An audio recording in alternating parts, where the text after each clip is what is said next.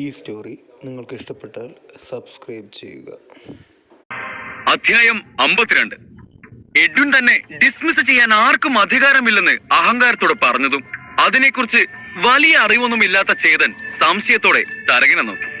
Edwin പറയുന്നത് ശരിയാണോ? ചേതൻ ചോദിച്ചു. അങ്ങനെ ഒരു ടീച്ചറെ ഡിസ്മിസ് ചെയ്യാൻ ആർക്കും അധികാരമില്ല, തരകൻ പറഞ്ഞു. ഒരാൾ ഒരുപാട് കടമ്പകൾ കടന്നാണ് ഒരു ടീച്ചറായി മാറുന്നത്. അങ്ങനെയുള്ള ഒരാളെ തക്കതായ കാരണങ്ങളില്ലാതെ ഡിസ്മിസ് ചെയ്യാൻ കഴിയില്ല.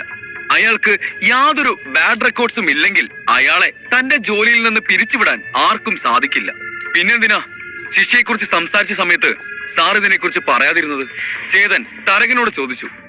ശിക്ഷയെക്കുറിച്ച് സംസാരിച്ചപ്പോൾ എങ്ങനെ എഡ്വിനെ ഇവിടെ നിന്ന് പുറത്താക്കാം എന്നാണ് ചേതൻ ആലോചിച്ചത്. പക്ഷേ ഇവിടുത്തെ നിയമങ്ങൾ അനുസരിച്ച് അതിന് സാധിക്കില്ല എന്ന് ചേതൻ അറിയില്ലായിരുന്നു. ഇത് നേരത്തെ തന്നെ അറിഞ്ഞിരുന്നെങ്കിൽ ചേതൻ മറ്റേതെങ്കിലും കഠിനമായ ശിക്ഷ തിരഞ്ഞെടുക്കുമായിരുന്നു. നീ ജയിക്കുമെന്ന് ഞാൻ കരുതിയില്ല, അതുകൊണ്ടാണ് അതിനെക്കുറിച്ചൊന്നും പറയാതിരുന്നത്, തരകൻ തലകുനിച്ച് മറുപടി പറഞ്ഞു. ചേതൻ ടീച്ചേഴ്സ് എലിജിബിലിറ്റി ടെസ്റ്റിൽ 0 വാങ്ങിയ ഒരു അധ്യാപകനാണ്. അത് മാത്രമല്ല, ചേതൻ കാരണം ഒരു വിദ്യാർത്ഥി മരണപ്പെട്ടതുകൊണ്ട് ചേതൻ തോറ്റാൽ അവന്റെ ബാഡ് റെക്കോർഡ്സ് വെച്ച് പുറത്താക്കുക എന്നുള്ളത് വളരെ എളുപ്പമുള്ള ഒരു കാര്യമായിരുന്നു. ചേതൻ തോൽക്കുമെന്ന് ഏറെക്കുറെ അവർ ഉറപ്പിച്ചതുമാണ്. അതുകൊണ്ട് തന്നെ മറിച്ചൊന്നും ചിന്തിക്കാൻ അവരാരും മുതിർന്നതുമില്ല. ആ ശിക്ഷ നടപ്പിലാക്കാൻ പറ്റില്ല. പക്ഷേ, തരകൻ മനസ്സില്ലാ മനസ്സോടെ പറഞ്ഞു. പക്ഷേ ബാക്കി കൂടി പറയൂ സാർ, ചേതൻ തിടുക്കത്തിൽ ചോദിച്ചു. ഒരു എസ് ലെവൽ ടീച്ചർ അല്ലെങ്കിൽ ഒരു അസോസിയേറ്റ് ടീച്ചർ എഡ്വിന് ഒരു ടീച്ചറായി തുടരാനുള്ള യോഗ്യതയില്ലെന്ന് ഒരു കംപ്ലൈന്റ് കൊടുത്താൽ സ്കൂൾ മാനേജ്മെന്റ് അത് പരിഗണിക്കും, തരകൻ പറഞ്ഞു. S level teacher and associate teacher, ഇനി ഇവരെ കണ്ടുപിടിക്കാൻ ഞാൻ എവിടെ പോവും? ചേതൻ ചിന്തിച്ചു. എസ് ലെവൽ ടീച്ചേഴ്സും അസോസിയേറ്റ് ടീച്ചേഴ്സും ഒക്കെ വളരെ ഉയർന്ന നിലയിലുള്ളവരായിരുന്നു. അങ്ങനെയുള്ളവരെ കണ്ടുപിടിക്കുക മാത്രമല്ല, അവരെ എന്ത് പറഞ്ഞ് എഡ്വിന് നേരെ തിരിക്കുമെന്നൊന്നും ചേതന് യാതൊരു ഐഡിയയും ഇല്ലായിരുന്നു. ഇതുപോലെയുള്ള ചെറിയ പ്രശ്നങ്ങളിൽ അവർ ഇടപെടുക പോലും ഇല്ലല്ലോ എന്ന് ചേതൻ ചിന്തിച്ചുകൊണ്ടിരിക്കുമ്പോഴാണ് പ്യൂൺ അവിടേക്ക് വീണ്ടും വന്നത്. ഭാവന എന്നൊരു കുട്ടി ഇവിടെ വന്നിട്ടുണ്ട്, ചേതനെ കാണണമെന്ന് പറഞ്ഞ് അവര് പുറത്ത് വെയിറ്റ് ചെയ്യാണ്, പ്യൂൺ പറഞ്ഞു. ഭാവനയുടെ പേര് കേട്ടതും ധ്രുവിന്റെ മുഖം പൂനില ഉദിച്ചതുപോലെ തെളിഞ്ഞു വന്നു. സ്വാമിനാഥൻ പറഞ്ഞത് കേട്ട് ധ്രുവ് വന്നതുപോലെ തന്നെ അവളും ഇവിടെ വരുമെന്ന് അവൻ ഉറപ്പുണ്ടായിരുന്നു. താൻ കരുതിയത് പോലെ തന്നെ അവൾ വന്നെന്നറിഞ്ഞതും അവന് വല്ലാത്ത സന്തോഷം തോന്നി.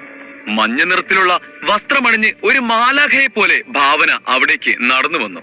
ശിവന്യയുടെ സൗന്ദര്യത്തിന് ഒരു വെല്ലുവിളിയായി മാറാൻ കഴിവുള്ള വിധത്തിൽ സുന്ദരിയായിരുന്നു അവൾ. എല്ലാവരും ഒരുപോലെ അവളെ നോക്കി നിന്നു. അതൊന്നും കാര്യമാക്കാതെ അവൾ നടന്ന് ചേതന്റെ മുൻപിലേക്ക് വന്നു നിന്നു. ഗുഡ് മോർണിംഗ് ചേതൻ സാർ, അവൾ തന്റെ തലയൊന്ന് താഴ്ത്തി ബഹുമാനത്തോടെ പറഞ്ഞു. ഭാവനയും തന്റെ അടുത്ത് നിന്ന് ചിത്രകല പഠിക്കാൻ വന്നതാണെന്ന് ചേതന് മനസ്സിലായി. ചിത്രകലയെക്കുറിച്ച് കാര്യമായ വിവരമില്ലാത്ത ചേതൻ ധ്രുവ് വന്നതോർത്ത് തന്നെ അങ്കലാപ്പിൽ ഇരിക്കുമ്പോഴാണ് ദാ അടുത്ത തലവേദനയായി ഭാവനയും വന്നത്. തന്റെ ഉള്ളിലെ മാന്ത്രിക ലൈബ്രറിയുടെ സഹായത്തോടെ ചിത്രങ്ങളിലെ കുറ്റവും കുറവും കണ്ടുപിടിക്കാൻ അറിയാമെന്നല്ലാതെ എങ്ങനെ ചിത്രം വരയ്ക്കണമെന്നോ നേരാവണ്ണം ഒരു പെയിന്റിംഗ് ബ്രഷ് എങ്ങനെ പിടിക്കണമെന്നോ പോലും അറിയില്ല. പിന്നെങ്ങനെയാണ് അവൻ അവർക്ക് ചിത്രകലയെക്കുറിച്ച് പഠിപ്പിക്കുക? എന്ത് ചെയ്യുമെന്ന് ആലോചിച്ചിട്ട് ചേതന് തല വേദനിക്കുന്നത് പോലെ തോന്നി. ഗുഡ് മോർണിംഗ് ഭാവന മാം, തരകന്റെ ശബ്ദം അവിടെയുള്ളവരെ എല്ലാം ഞെട്ടിച്ചുകൊണ്ട് മുഴങ്ങിക്കേട്ടു. ചേതൻ അവിടെ എന്താണ് നടക്കുന്നതെന്ന് മനസ്സിലാകാതെ തരകനെ നോക്കി. നരേന്ദ്രനും എന്താണ് നടക്കുന്നതെന്ന് മനസ്സിലാകാതെ ആകെ സംശയത്തിലായിരുന്നു. പിന്നീടാണ് തരകന്റെ വാക്കുകൾ അയാളുടെ മനസ്സിലേക്ക് വന്നത്. ഇവളെ ഞാൻ എവിടെയോ, ഇതവളല്ലേ ടീച്ചേഴ്സ് കൗൺസിൽ തലവന്റെ മകൾ? ഇവളൊരു അസോസിയേറ്റ് ടീച്ചർ ആണെന്നല്ലേ തരകൻ എന്ന് പറഞ്ഞത് എന്ന് ചിന്തിച്ചുകൊണ്ട് നരേന്ദ്രൻ പ്രേതത്തെ കണ്ടതുപോലെ അവളെ നോക്കി ഞെട്ടലോടെ നിന്നു. നരേന്ദ്രൻ ഇത്രയും പ്രായമായിട്ട് പോലും ഭാവനയുടേത് പോലെ ഒരു പൊസിഷനിൽ ഇരിക്കാനുള്ള യോഗ്യത ഇല്ലായിരുന്നു. ഭാവന ചെറുപ്പത്തിൽ തന്നെ ഒരു അസോസിയേറ്റ് ടീച്ചർ ആയവളാണ്. അവളുടെ ചേതനോടുള്ള ബഹുമാനമൊക്കെ കണ്ടിട്ട് അവളും ചേതന്റെ കീഴിൽ ചേരാൻ വന്നതാണെന്ന് തോന്നുന്നല്ലോ. നരേന്ദ്രൻ ഞെട്ടലോടെ മനസ്സിലാക്കി. ദൈവമേ, ഇവിടെ ഇത് എന്തൊക്കെയാണ് നടക്കുന്നത്? അയാൾ ചിന്തിച്ചു.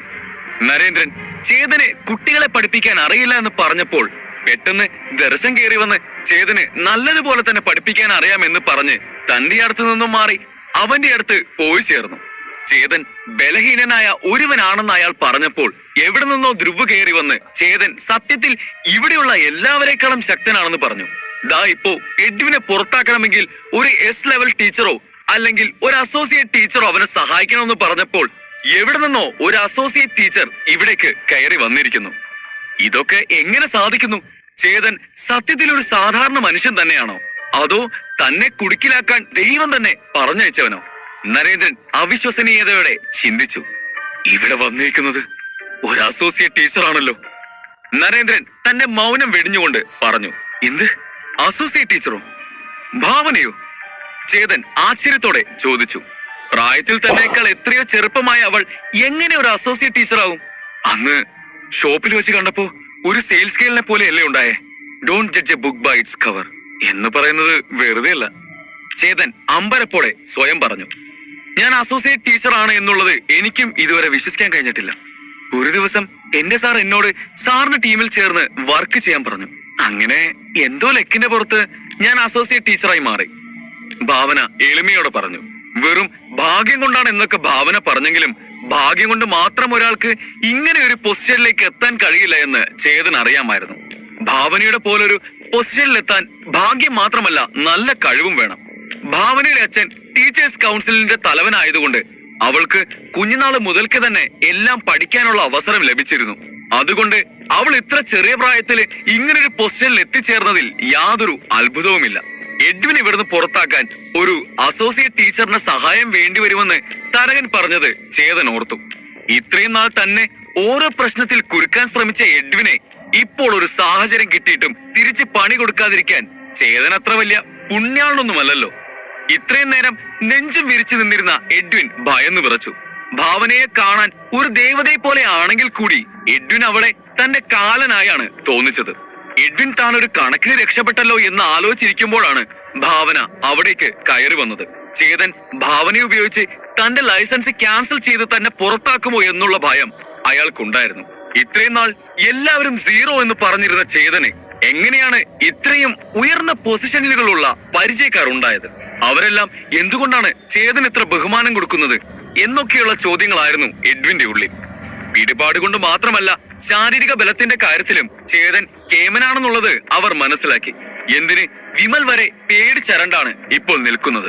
ഒരു ഉറുമ്പിനെ എന്ന പോലെ അവനെ ചവിട്ടി മെതിക്കാം എന്ന് കരുതിയിട്ടിപ്പോ ഒരു പർവ്വതം പോലെ ചേതൻ തന്റെ മുമ്പിൽ നിൽക്കുന്നത് കണ്ട് വിമലിന് വിശ്വസിക്കാനായില്ല. താൻ കാണുന്നതൊക്കെ ഒരു ദുസ്വപ്നമാകണേ എന്ന് വിമൽ ആഗ്രഹിച്ചു. ആ എഡ്വിനെ കണ്ടോ? അവൻ എനിക്കെതിരെ ഒരു കംപ്ലൈന്റ് കൊടുത്തിരുന്നു. പക്ഷേ വിചാരണയിൽ ഞാൻ ജയിച്ചെങ്കിൽ കൂടിയും അവന് തക്കതായ ശിക്ഷ നൽകാൻ കഴിയില്ല എന്നാണ് ഇവിടെയുള്ളവർ പറയുന്നത്. എഡ്വിന്റെ സ്ഥാനത്ത് ഞാനായിരുന്നെങ്കിൽ എന്നെ ശിക്ഷിക്കാൻ ഇവിടെയുള്ളവർക്ക് ഒരു മടിയും ഉണ്ടാകില്ലായിരുന്നു. ചേതൻ അവളോട് നടന്നതെല്ലാം പറഞ്ഞു. ചേതൻ സാർ പറയുന്നതൊക്കെ ശരിയാണോ? അവൾ തരകനോട് ചോദിച്ചു. തരകൻ അതിന് മറുപടിയായി അതെ എന്ന് തലയാട്ടി. ഈ സ്കൂളിൽ എല്ലാവർക്കും ഒരേ ന്യായമായിരിക്കണം ലഭിക്കേണ്ടത്, അല്ലാതെ ഒരാൾക്ക് മാത്രം ഒരു നിയമം എന്നൊന്നുമില്ല. ആരാണോ വിചാരണയിൽ തോറ്റത് അവർക്ക് മുമ്പ് നിശ്ചയിച്ച പ്രകാരമുള്ള ശിക്ഷ കൊടുത്തേ മതിയാവൂ. ഇല്ലെങ്കിൽ അത് ഈ സ്കൂളിന്റെ പേരിനെയാണ് ബാധിക്കുക. അതുമല്ല, ഇതുപോലുള്ള ടീച്ചേഴ്സിനെ ഇവിടെ നമുക്ക് ആവശ്യമുണ്ടോ? ഭാവന കടുപ്പത്തിൽ ചോദിച്ചു. തരകൻ മറുപടി ഒന്നും പറയാതെ തല താഴ്ത്തി നിന്നു. വേഗാവട്ടെ സാർ, അയാളുടെ ലൈസൻസ് ക്യാൻസൽ ചെയ്ത് അയാളെ ഇവിടെ നിന്ന് ഡിസ്മിസ് ചെയ്യേ. ഭാവന അധികാരത്തോടെ പറഞ്ഞതും തരകൻ തലകുനിച്ച് അവിടെ നിന്നും പുറത്തേക്ക് നടന്നു. പോകുന്ന വഴിക്ക് എഡ്വിനെ നോക്കി തനിക്ക് ഇതിനൊന്നും ചെയ്യാൻ കഴിയില്ല എന്നുള്ളത് തന്റെ മുഖഭാവത്തിലൂടെ കാണിക്കാനും അയാൾ മറന്നില്ല. ഭാവന ഒരു അസോസിയേറ്റ് ടീച്ചർ ആയിരുന്നതുകൊണ്ടും അവളുടെ അച്ഛൻ ടീച്ചേഴ്സ് കൗൺസിൽ തലവനായതുകൊണ്ടും തരകന് അവളെ എതിർത്ത് ഒന്നും ചെയ്യാൻ കഴിയില്ലായിരുന്നു. ലൈസൻസ് ക്യാൻസലായ ഒരു അധ്യാപകനെ ആരും ബഹുമാനിക്കില്ലെന്ന് മാത്രമല്ല, അവർ അയാളെ പുച്ഛത്തോടെ നോക്കുകയുള്ളൂ. അതുമല്ല, അയാൾക്ക് മറ്റൊരിടത്തും ജോലി ലഭിക്കുകയുമില്ല. തന്റെ ജീവിതം തുലഞ്ഞത് മനസ്സിലാക്കി എഡ്വിന്റെ കണ്ണുകളിൽ കണ്ണുനീർ നിറഞ്ഞു. ഇനി ഞാൻ എന്ത് ചെയ്യും? എന്റെ എത്ര നാളത്തെ കഷ്ടപ്പാടാണ് ഈ ജോലി. ഇവിടേക്ക് എത്തിച്ചേരാൻ ഞാൻ എത്ര കടമ്പകൾ കടന്നു, എത്ര പ്രതിസന്ധികൾ തരണം ചെയ്തു. അതെല്ലാം ഇപ്പൊ വെറുതെ ആയില്ലേ? അതും ഛേദം കാരണം. ഇല്ല, എന്നെ കൊണ്ട് ഇത് അംഗീകരിക്കാനാവില്ല, എഡ്വിൻ ചിന്തിച്ചു. എഡ്വിൻ ദേഷ്യത്തിൽ ചേതന് നേരെ ചെന്നു. നീ അങ്ങ് വലിയ ആളായതൊന്നും കരുതണ്ട ചേതാ. നീ ആരാണെന്നുള്ളത് എനിക്ക് നല്ലതുപോലെ അറിയാം. ഞാൻ നിന്നെ കുറിച്ചുള്ള സത്യങ്ങളെല്ലാം ടീച്ചേഴ്സ് കൗൺസിൽ പോയി പറയും.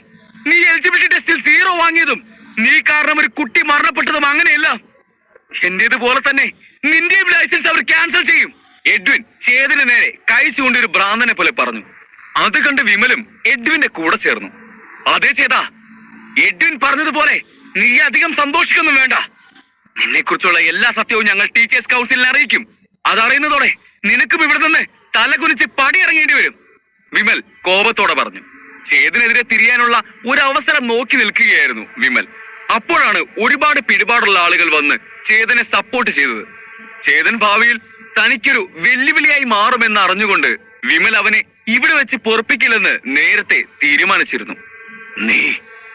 നീ എന്തോ വലിയ ആളാണെന്ന് കരുതി അങ്ങനെ അങ്ങ് നെഗളിക്കണ്ട. വിചാരണയിൽ നീ വിജയിച്ചിട്ടുണ്ടാകാം. ദർശനെ പോലെ ഒരു സ്റ്റുഡന്റിനെയും നിനക്ക് കിട്ടിയിട്ടുണ്ടാകാം. പക്ഷേ നിന്നെ കുറിച്ചുള്ള സത്യം പറഞ്ഞു കഴിയുമ്പോ ഒറ്റ ദിവസം കൊണ്ട് തന്നെ ഇതെല്ലാം ഇല്ലാതെയാകും. നിന്റെ മാനം കാറ്റിൽ പറക്കും. നിന്നെയും സ്കൂളിൽ നിന്ന് പുറത്താക്കുന്നത് ഞാൻ കാണും, നരേന്ദ്രൻ ഉച്ചത്തിൽ പറഞ്ഞു. ഭാവന മാം, എഡ്വിനും വിമലും പറഞ്ഞതെല്ലാം 100% ശരിയാണ്. ഇവന് ടീച്ചർ എലിജിബിലിറ്റി ടെസ്റ്റിൽ വെറും 0 ആണ് മാർക്ക്. അതുമാത്രമല്ല, ഇവൻ കാരണം ഒരു കുട്ടി മരണപ്പെട്ടിട്ടുണ്ട്. നമ്മുടെ സ്കൂളിൽ വരെ ഇവൻ കാരണം ചീത്തപ്പേര് കിട്ടിയിട്ടുണ്ട്. ഇവനെ എത്രയും പെട്ടെന്ന് ഇവിടെ നിന്ന് പുറത്താക്കുന്നു, അതായിരിക്കും നമുക്ക് നല്ലത്, നരേന്ദ്രൻ ഭാവനയോട് വിനയത്തോടെ പറഞ്ഞു. അയാൾ പറഞ്ഞതെല്ലാം കേട്ട് ഇതെല്ലാം സത്യമാണോ എന്ന ചിന്തയിലായിരുന്നു ഭാവനയും ധ്രുവും. അവർ മൂവരും പറഞ്ഞത് സത്യമാണെങ്കിൽ ചേതനെ ഇവിടെ നിന്ന് പുറത്താക്കുന്നത് ആർക്കും തടയാൻ കഴിയില്ല. ഇവന്മാർ എത്ര കിട്ടിയാലും വീണ്ടും വീണ്ടും എന്റെ വഴിയിൽ വന്നുകൊണ്ടിരിക്കുകയാണല്ലോ. ഞാനിവരെ നിസ്സാരമായി കണ്ടത് തെറ്റായിപ്പോയി, ചേതൻ പല്ല് കടിച്ചുകൊണ്ട് ചിന്തിച്ചു. അധ്യായം 53. ചേതൻ അവർ 3 പേരോടുമുള്ള തന്റെ ദേഷ്യം അടക്കി പിടിച്ചു നിന്നു. അവർ 3 പേർക്കും ആ സ്കൂളിനെ കുറിച്ചും അവിടുത്തെ നിയമങ്ങളെ കുറിച്ചും നന്നായി അറിയാവുന്നതുകൊണ്ട് എന്തൊക്കെ ലൂപ്പ് ഹോൾസ് ഉണ്ടോ അതൊക്കെ ചേതന് എതിരെ ഉപയോഗിക്കാനാണ് അവർ ശ്രമിക്കുന്നത്. ചിലർ ഉടുമ്പിനെ പോലെയാണ്. ദേഹത്ത് കയറി പിടിച്ചാൽ എത്ര വലിച്ചു മാറ്റ ശ്രമിച്ചാലും മാറില്ല. അതുപോലെ തന്നെയാണ് വിമലും എഡ്വിനും. ഇപ്പോതാ അവരുടെ കൂടെ കൂടിയിരിക്കുന്ന മുത്തശ്ശൻ നരേന്ദ്രനും. ഇവരിങ്ങനെ പിന്നാലെ വന്ന് ഉപദ്രവിക്കാതിരുന്നാൽ ഒരു പ്രശ്നവുമില്ലാതെ ചേതൻ ആ സ്കൂളിൽ കഴിയാം. എങ്കിലും അവർ ചേതന്റെ മേലെയുള്ള കുറ്റങ്ങൾ പുറത്തു കൊണ്ടുവന്ന് വിചാരണയ്ക്ക് പോയാൽ ചേതൻ ശിക്ഷിക്കപ്പെടുന്നത് തടയാൻ ആർക്കും കഴിയില്ല. ഇപ്പോഴുള്ള ചേതൻ എത്ര കഴിവുള്ളവനാണെന്ന് പറഞ്ഞാലും പഴയ ചേതൻ ഇവിടെ ചെയ്തു വെച്ചിട്ട് പോയതൊന്നും ഇല്ലാതെയാകില്ലല്ലോ. ചേതൻ താൻ ശരിക്കും കുടുങ്ങുമെന്ന് മനസ്സിലാക്കി ഇനി എന്ത് ചെയ്യാൻ സാധിക്കും എന്നതിനെ കുറിച്ച് ചിന്തിച്ചു. താൻ മരിച്ച സമയത്ത് പുനർജനിക്കാൻ ഏത് ശരീരം വേണമെന്നുള്ളത് സെലക്ട് ചെയ്യാൻ വല്ല ഓപ്ഷനും ഉണ്ടായിരുന്നെങ്കിൽ എത്ര നന്നായിരുന്നു എന്ന് ചേതൻ ചിന്തിച്ചു. അങ്ങനെ ഉണ്ടായിരുന്നെങ്കിൽ ജഗൻ ഒരിക്കലും ഈ ചേതന്റെ ശരീരം തിരഞ്ഞെടുക്കില്ലായിരുന്നു. നല്ല രീതിയിൽ ജീവിതം നയിച്ചിരുന്ന ഏതെങ്കിലും ഒരു പാവം മനുഷ്യന്റെ ശരീരം അവൻ തിരഞ്ഞെടുത്തേനെ. ഇതിപ്പോൾ ചേതന്റെ ശരീരത്തിൽ വന്ന് ആകെ പെട്ടുപോയ അവസ്ഥയിലാണ് ജഗൻ. എന്തൊക്കെ സംഭവിച്ചാലും അവരെ കൊണ്ട് കംപ്ലൈന്റ് കൊടുക്കാനും തന്റെ ലൈസൻസ് റദ്ദാക്കാനും സമ്മതിക്കില്ല എന്ന് ചേതൻ ഉറപ്പിച്ചിരുന്നു. ഇങ്ങനെയുള്ള ഈ അവസ്ഥയിൽ വഴക്കുണ്ടാക്കാൻ പോകുന്നതിന് പകരം തന്റെ ബുദ്ധി ഉപയോഗിക്കുകയാണ് വേണ്ടതെന്ന് അവന് തോന്നി. എല്ലാവർക്കും അറിയുന്ന പഴയ ചേതൻ ആർക്കും ഉപകാരമില്ലാത്ത ഒരു ബലഹീനായ വ്യക്തിയാണ്. പക്ഷേ ഇപ്പോഴുള്ള ചേതൻ ശക്തനാണ്. ഈ വ്യത്യാസം ഉറപ്പായും മറ്റുള്ളവർക്ക് മനസ്സിലാക്കി കൊടുക്കാൻ സാധിക്കും. അപ്പോൾ പിന്നെ എന്തുകൊണ്ട് അത് തനിക്ക് രക്ഷപ്പെടാനുള്ള മാർഗമായി ഉപയോഗിച്ചുകൂടാ? ചേതൻ ചിന്തിച്ചു. നിങ്ങൾ രണ്ടുപേരും ആഗ്രഹിച്ചതുപോലെ എല്ലാവരും എന്നെ സംശയിക്കാൻ തുടങ്ങിയപ്പോ നിങ്ങൾക്ക് സന്തോഷമായോ? ഇനിയിപ്പോ ഞാനെന്താ വേണ്ടത്? ചെയ്യാത്ത തെറ്റിന് മാപ്പ് പറയണം എങ്കിൽ ഞാൻ അതിനും തയ്യാറാണ്, ചേതൻ എഡ്വിനെയും വിമലിനെയും നോക്കി വിഷമത്തോടെ പറഞ്ഞു. ചേതന്റെ അഭിനയം കണ്ട് അവൻ തന്റെ വരുതിയിലായി എന്ന് വിമൽ കരുതി. എന്തിന് ഭാവന വരെ ഇപ്പോൾ ചേതൻ പറഞ്ഞത് കേട്ട് ആകെ സംശയത്തിലാണ് നിൽക്കുന്നത്. പദ്ധതി വിജയിച്ച സന്തോഷത്തിൽ വിമൽ അഹങ്കാരത്തിൽ പൊട്ടിച്ചിരിക്കാൻ തുടങ്ങി. ചേതന്റെ മുഖത്ത് നേരത്തെ ഉണ്ടായിരുന്ന രക്തപ്രസാദമെല്ലാം ഇപ്പോൾ ചോർന്നു പോയത് അവന്റെ ചിരിയുടെ ആക്കം കൂട്ടി. ഇത്തവണ താൻ ശരിക്കും ചേതനെ കുടുക്കിയെന്ന് വിമൽ വിശ്വസിച്ചു. വിമൽ തന്റെ കൈകൾ പിന്നിൽ കെട്ടി ചേതന്റെ അടുത്തേക്ക് നടന്നു ചെന്നു. എന്ത് മാപ്പ് പറയാനോ? നീ ഇനി കാലിൽ വീണ് കരഞ്ഞു പറഞ്ഞാലും ഞങ്ങൾ നിന്നെ വെറുതെ വിടില്ല. നിനക്ക് ഞങ്ങൾ മാപ്പ് പറയാൻ തന്ന സമയമൊക്കെ കഴിഞ്ഞു, വിമൽ പരിഹാസത്തോടെ പറഞ്ഞു. പ്ലീസ് എന്നെ മാപ്പ് പറയാൻ അനുവദിക്കണം. അത് മാത്രമല്ല, നിങ്ങൾ അനുവദിക്കുകയാണെങ്കിൽ എനിക്ക് മറ്റൊരു കാര്യം കൂടെ പറയാനുണ്ട്. കുറെ നാളെ ഞാൻ എന്റെ ഉള്ളിൽ കൊണ്ടു നടക്കുന്ന ചില സത്യങ്ങൾ പുറത്തു പറയാനുള്ള സമയമായി. ചേതൻ തല കുനിച്ച് നിന്നുകൊണ്ട് പറഞ്ഞു. അവൻ കുറ്റബോധം കൊണ്ട് തല കുനിക്കുന്നത് പോലെയാണ് അവിടെയുള്ളവർക്ക് തോന്നിയത്. അത്ര മികച്ചതായിരുന്നു ചേതന്റെ അഭിനയം. തനിക്ക് പറയാനുള്ളതിനെ കുറിച്ച് ഓർത്തിട്ട് കഴിച്ചിട്ടിറക്കാനും വയ്യ, മധുരിച്ചിട്ട് തുപ്പാനും വയ്യ എന്ന അവസ്ഥയിലാണ് അവനുള്ളത് എന്നെല്ലാവരും വിശ്വസിച്ചു. എന്ത് സത്യം? വിമൽ സംശയത്തോടെ ചോദിച്ചു. വിമൽ ചോദിച്ചത് കേൾക്കാത്തതുപോലെ ചേതൻ തന്റെ കണ്ണുകൾ ദുഃഖത്തോടെ ഇറുക്കി അടച്ച് മുകളിലേക്ക് നോക്കി നിന്നു. ഇവന്റെ പ്രകടനമൊക്കെ കണ്ടിട്ട് എന്തോ വലിയ കാര്യമാണോ അവൻ പറയാൻ പോകുന്നതെന്ന് തോന്നുന്നു. എഡ്വിൻ ചേതനെ നോക്കിക്കൊണ്ട് ചിന്തിച്ചു. അവിടെ ഉണ്ടായിരുന്നവരെല്ലാം ചേതൻ എന്താണ് പറയാൻ പോകുന്നതെന്ന് അറിയാനുള്ള ആകാംക്ഷയിൽ അവനെ തന്നെ നോക്കി നിന്നു. ചേതൻ തന്റെ ഇറുക്കി അടച്ച കണ്ണുകൾ തുറന്ന് അവർക്ക് നേരെ നോക്കി. പറയാം, ഇനിയും അത് മറച്ചു വെക്കാൻ എനിക്ക് കഴിയില്ല. ചേതൻ ഒന്ന് നെടുവീർപ്പിട്ടുകൊണ്ട് പറഞ്ഞു. നീ സ്കൂളിലൊരു അധ്യാപകനായതുകൊണ്ടും ഈ സ്കൂളിലെ മാനം കാക്കണം എന്നുള്ളത് കൊണ്ടുമാണ് ഞാൻ എന്റെ തലയിൽ ചാർത്തപ്പെട്ട കുറ്റങ്ങളെല്ലാം ഒന്നും മിണ്ടാതെ ഏറ്റെടുത്തത്. എന്നാൽ അതിപ്പോൾ എനിക്ക് തന്നെ വിനയായി മാറിയിരിക്കുകയാണ്. എന്നെ നിങ്ങൾ ഈ സ്കൂളിൽ നിന്ന് പുറത്താക്കിയാലും അത് നിങ്ങൾക്ക് തന്നെ ഭാവിയിൽ ഒരു ചീത്തപ്പേരായി മാറും. ചേതൻ അത്രയും പറഞ്ഞു നിർത്തി അവിടെയുള്ളവരുടെ എല്ലാം മുഖത്തെ റിയാക്ഷൻ നോക്കി. വിമലും എഡ്വിനും ഇവൻ എന്താണ് ഈ പറയാൻ പോകുന്നത് എന്ന് ആലോചിച്ച് സംശയത്തിൽ നിൽക്കുകയായിരുന്നു. ബാക്കിയുള്ളവരും ഏതാണ്ട് ഇതേ അവസ്ഥയിൽ തന്നെയായിരുന്നു. എന്തായിരിക്കും പുതിയ കെട്ടുകഥ എന്ന് ആലോചിച്ചതേയുള്ളൂ. ദേ തുടങ്ങിയവൻ. എഡ്വിൻ പല്ല് കടിച്ചുകൊണ്ട് ചിന്തിച്ചു. ദാ നീ എന്താ ഈ പറയാൻ വരുന്നത്? നിന്റെ ഡ്രാമയൊക്കെ വേറെ വല്ലയിടത്തും കൊണ്ടുപോയി കാണിച്ചാ മതി. അതൊന്നും ഇവിടെ വില പോകില്ല. നീ ഇനി എന്തൊക്കെ പറഞ്ഞാലും നിന്നെ ഇവിടെ നിന്ന് പുറത്താക്കിയിരിക്കും. വിമൽ അവനോട് ദേഷ്യത്തിൽ പറഞ്ഞു. നിങ്ങൾ ആരും ഇവൻ പറയുന്നത് വിശ്വസിക്കരുത്. ഇവൻ നിങ്ങളുടെ അടുത്തെല്ലാം നാടകം കളിക്കുകയാണ്. എലിജിബിലിറ്റി ടെസ്റ്റിൽ 0 വാങ്ങിയതും ഇവൻ കാരണം ഒരു കുട്ടി മരിച്ചതും എല്ലാം പകൽ പോലെ സത്യമാണ്. അത് ഈ സ്കൂളിൽ മുഴുവൻ പാട്ടായ കാര്യങ്ങളാണ്. നീ എത്ര നാടകം കളിച്ചാലും ഇവിടെയുള്ളവരെല്ലാം നിനക്ക് പറ്റിക്കാൻ കഴിയില്ല. ചേതാ, നീ ചെയ്ത തെറ്റിന് നീ ശിക്ഷ അനുഭവിക്കുക തന്നെ വേണം. നിന്റെ മേലെയുള്ള കറ അത് എത്ര കഴിക്കാനും പോവില്ല, വിമൽ പറഞ്ഞു. എന്നാൽ വിമൽ പറഞ്ഞതൊന്നും മൈൻഡ് പോലും ചെയ്യാതെ ഭാവന ഇടയിൽ കയറി. ചേതൻ സാർ, സാറിന് എന്തെങ്കിലും പറയാനുണ്ടെങ്കിൽ ധൈര്യമായി അത് പറഞ്ഞോളൂ. ഞാനും തരകൻ സാറും ഞങ്ങൾക്ക് കഴിയുന്ന വിധത്തിൽ സഹായിക്കാം, ഭാവന ചേതന് വാക്ക് നൽകുന്നത് പോലെ പറഞ്ഞു. ചേതൻ അതിന് മറുപടിയായി ഒന്ന് തലയാട്ടി. ഇതിനു വേണ്ടിയാണ്, ഈ ഒരൊറ്റ വാക്കിന് വേണ്ടിയാണ് ചേതൻ ഇത്രയും നേരം കിടന്ന് അഭിനയിച്ച് തകർത്തത്. അവൻ താനുള്ളിൽ മെനഞ്ഞെടുത്ത കഥ അവരോട് പറയാൻ തുടങ്ങി. ഇങ്ങനൊരു അവസ്ഥ വരുമെന്ന് ഞാൻ സ്വപ്നത്തിൽ പോലും കരുതിയിരുന്നില്ല. ചില കാര്യങ്ങൾ നമ്മൾ മറച്ചു വെക്കാൻ ശ്രമിച്ചാലും അതൊരു ദിവസം പുറത്തു വരിക തന്നെ ചെയ്യും എന്ന് പറഞ്ഞ് ചേതൻ അവിടെയുള്ള ശക്തി അളക്കുന്ന കൽത്തൂണിന്റെ അരികിലേക്ക് ചെന്നു. അവൻ തന്റെ മുഷ്ടി ചുരുട്ടിപ്പിടിച്ച് പഞ്ച് ചെയ്യാൻ തയ്യാറായി. അവിടെ നിന്നിരുന്നവർ എല്ലാം ഒരുപാട് നാളായി മൂടി വെക്കപ്പെട്ടിരുന്ന എന്തോ വലിയ സത്യം പുറത്തു വരാൻ പോകുന്നു എന്ന ചിന്തയിൽ ചേതനെ തന്നെ നോക്കി നിൽക്കവേ അവൻ ആഞ്ഞ് ആ കൽത്തൂണിൽ പഞ്ച് ചെയ്തു. അവന്റെ പ്രഹരത്തിന്റെ ശക്തിയിൽ ആ കല്ല് ആകെ ഒന്ന് കുലുങ്ങി. അതിൽ 55 ടൺ എന്ന് റീഡിംഗ് കാണിച്ചു. 55 ടണ്ണോ? അവിടെ ഉണ്ടായിരുന്ന ചേതന ശക്തിയെക്കുറിച്ച് അറിയാതിരുന്ന അവരെല്ലാം അമ്പറന്ന് ചോദിച്ചു. ധ്രുവ് നേരത്തെ പറഞ്ഞതൊക്കെ അവർ ഈ സത്യത്തെ ഉൾക്കൊള്ളാൻ തയ്യാറാക്കിയിരുന്നു എങ്കിൽ കൂടിയും അവർക്കൊന്നും അവരുടെ കണ്ണുകളെ വിശ്വസിക്കാൻ പറ്റാത്ത അവസ്ഥയായിരുന്നു. പക്ഷേ തന്റെ കണ്ണുകൊണ്ട് കാണുന്ന സത്യത്തെ വിശ്വസിക്കാതിരിക്കാൻ അവർക്ക് കഴിയില്ലല്ലോ. എന്നിരുന്നാലും ഇത്രയും പവർ എങ്ങനെയാണ് ചേതന ഉണ്ടായത് എന്നുള്ള ആശ്ചര്യം അവരിലെല്ലാം ഉണ്ടായിരുന്നു. ഒരു ഡോൺ 6 സ്റ്റേജിലുള്ള യോദ്ധാവിന് തന്നെ തന്റെ ശരീരത്തിലെ ഓരോ അക്യൂ പോയിന്റ്സ് തുറന്ന് അതിനനുസരിച്ച് ഓരോ ടൺ വീതം തന്റെ ശക്തി കൂട്ടിയെടുക്കാൻ കുറഞ്ഞത് വർഷങ്ങളെങ്കിലും പിടിക്കും. അങ്ങനെയുള്ളപ്പോൾ ചേതൻ എങ്ങനെയാണ് ഇത്രയും പവർ? ഡോൺ 6 സ്റ്റേജിന്റെ അവസാന ഘട്ടത്തിൽ ഇരിക്കുന്നവർക്ക് പോലും ഇത്രയും പവർ ഉണ്ടാവില്ല. പിന്നെ എങ്ങനെ ഇത് സാധ്യമാകും? ചേതൻ ഇപ്പോൾ ചിലപ്പോൾ ഡോൺ 6 സ്റ്റേജിന്റെ അവസാന ഘട്ടത്തിലായിരിക്കാം. പക്ഷേ കഴിഞ്ഞ തവണ നടത്തിയ ടെസ്റ്റിൽ ചേതൻ വെറും ഡോൺ 3 സ്റ്റേജിലായിരുന്നല്ലോ. ഒരാൾക്ക് എങ്ങനെയാണ് ഇത്രയും പെട്ടെന്ന് ലെവലപ്പ് ചെയ്യാൻ കഴിയുന്നത്? ഇതൊക്കെ കഥകളിൽ മാത്രം കേട്ടിട്ടുള്ളവയല്ലേ? ഈ ചോദ്യങ്ങളുടെ എല്ലാം ഉത്തരം ചേതന് മാത്രമേ തരാൻ കഴിയൂ എന്ന് അറിയാവുന്നത് കൊണ്ട് അവരെല്ലാം അവനെ നോക്കി.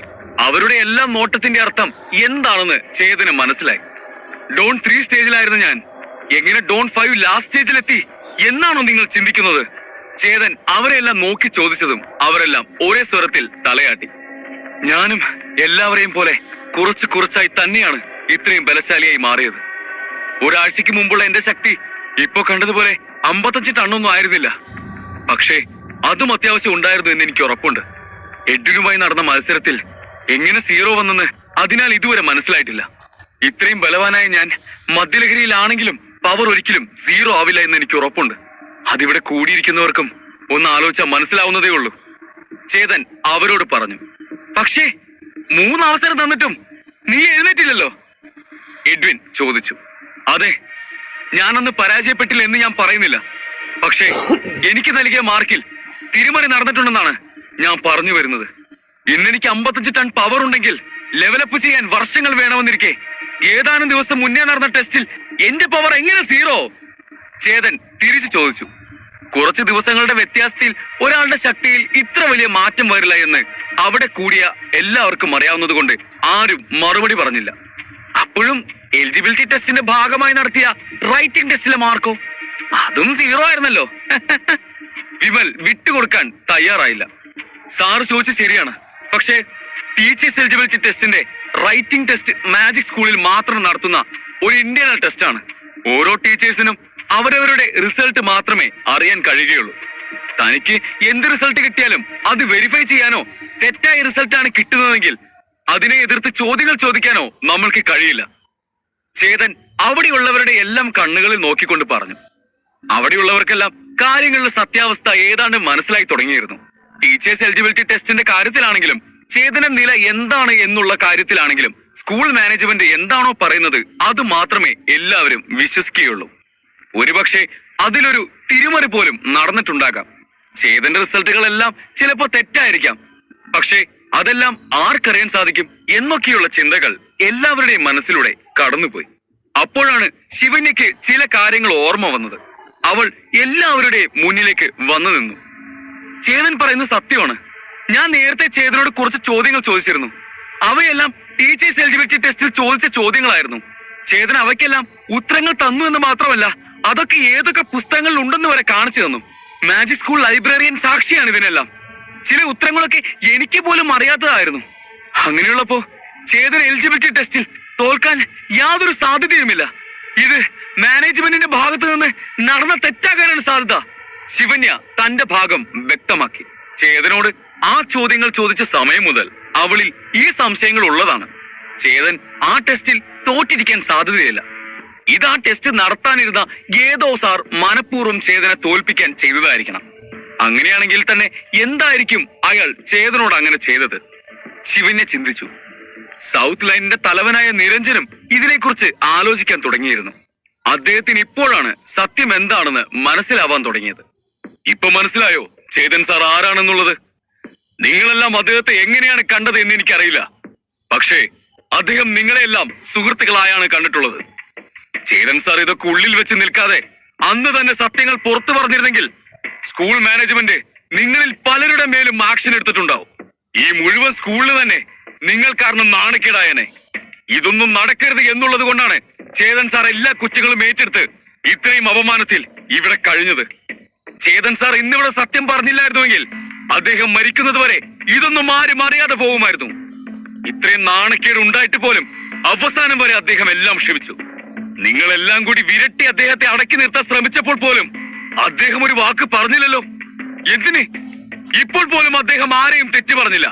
അദ്ദേഹത്തിന്റെ ശക്തി എന്താണെന്ന് നമ്മുടെ മുമ്പിൽ തെളിയിച്ച് കാണിച്ചിട്ടാണ് കാര്യത്തിന്റെ സത്യാവസ്ഥ അദ്ദേഹം നമുക്ക് മനസ്സിലാക്കി തന്നത്.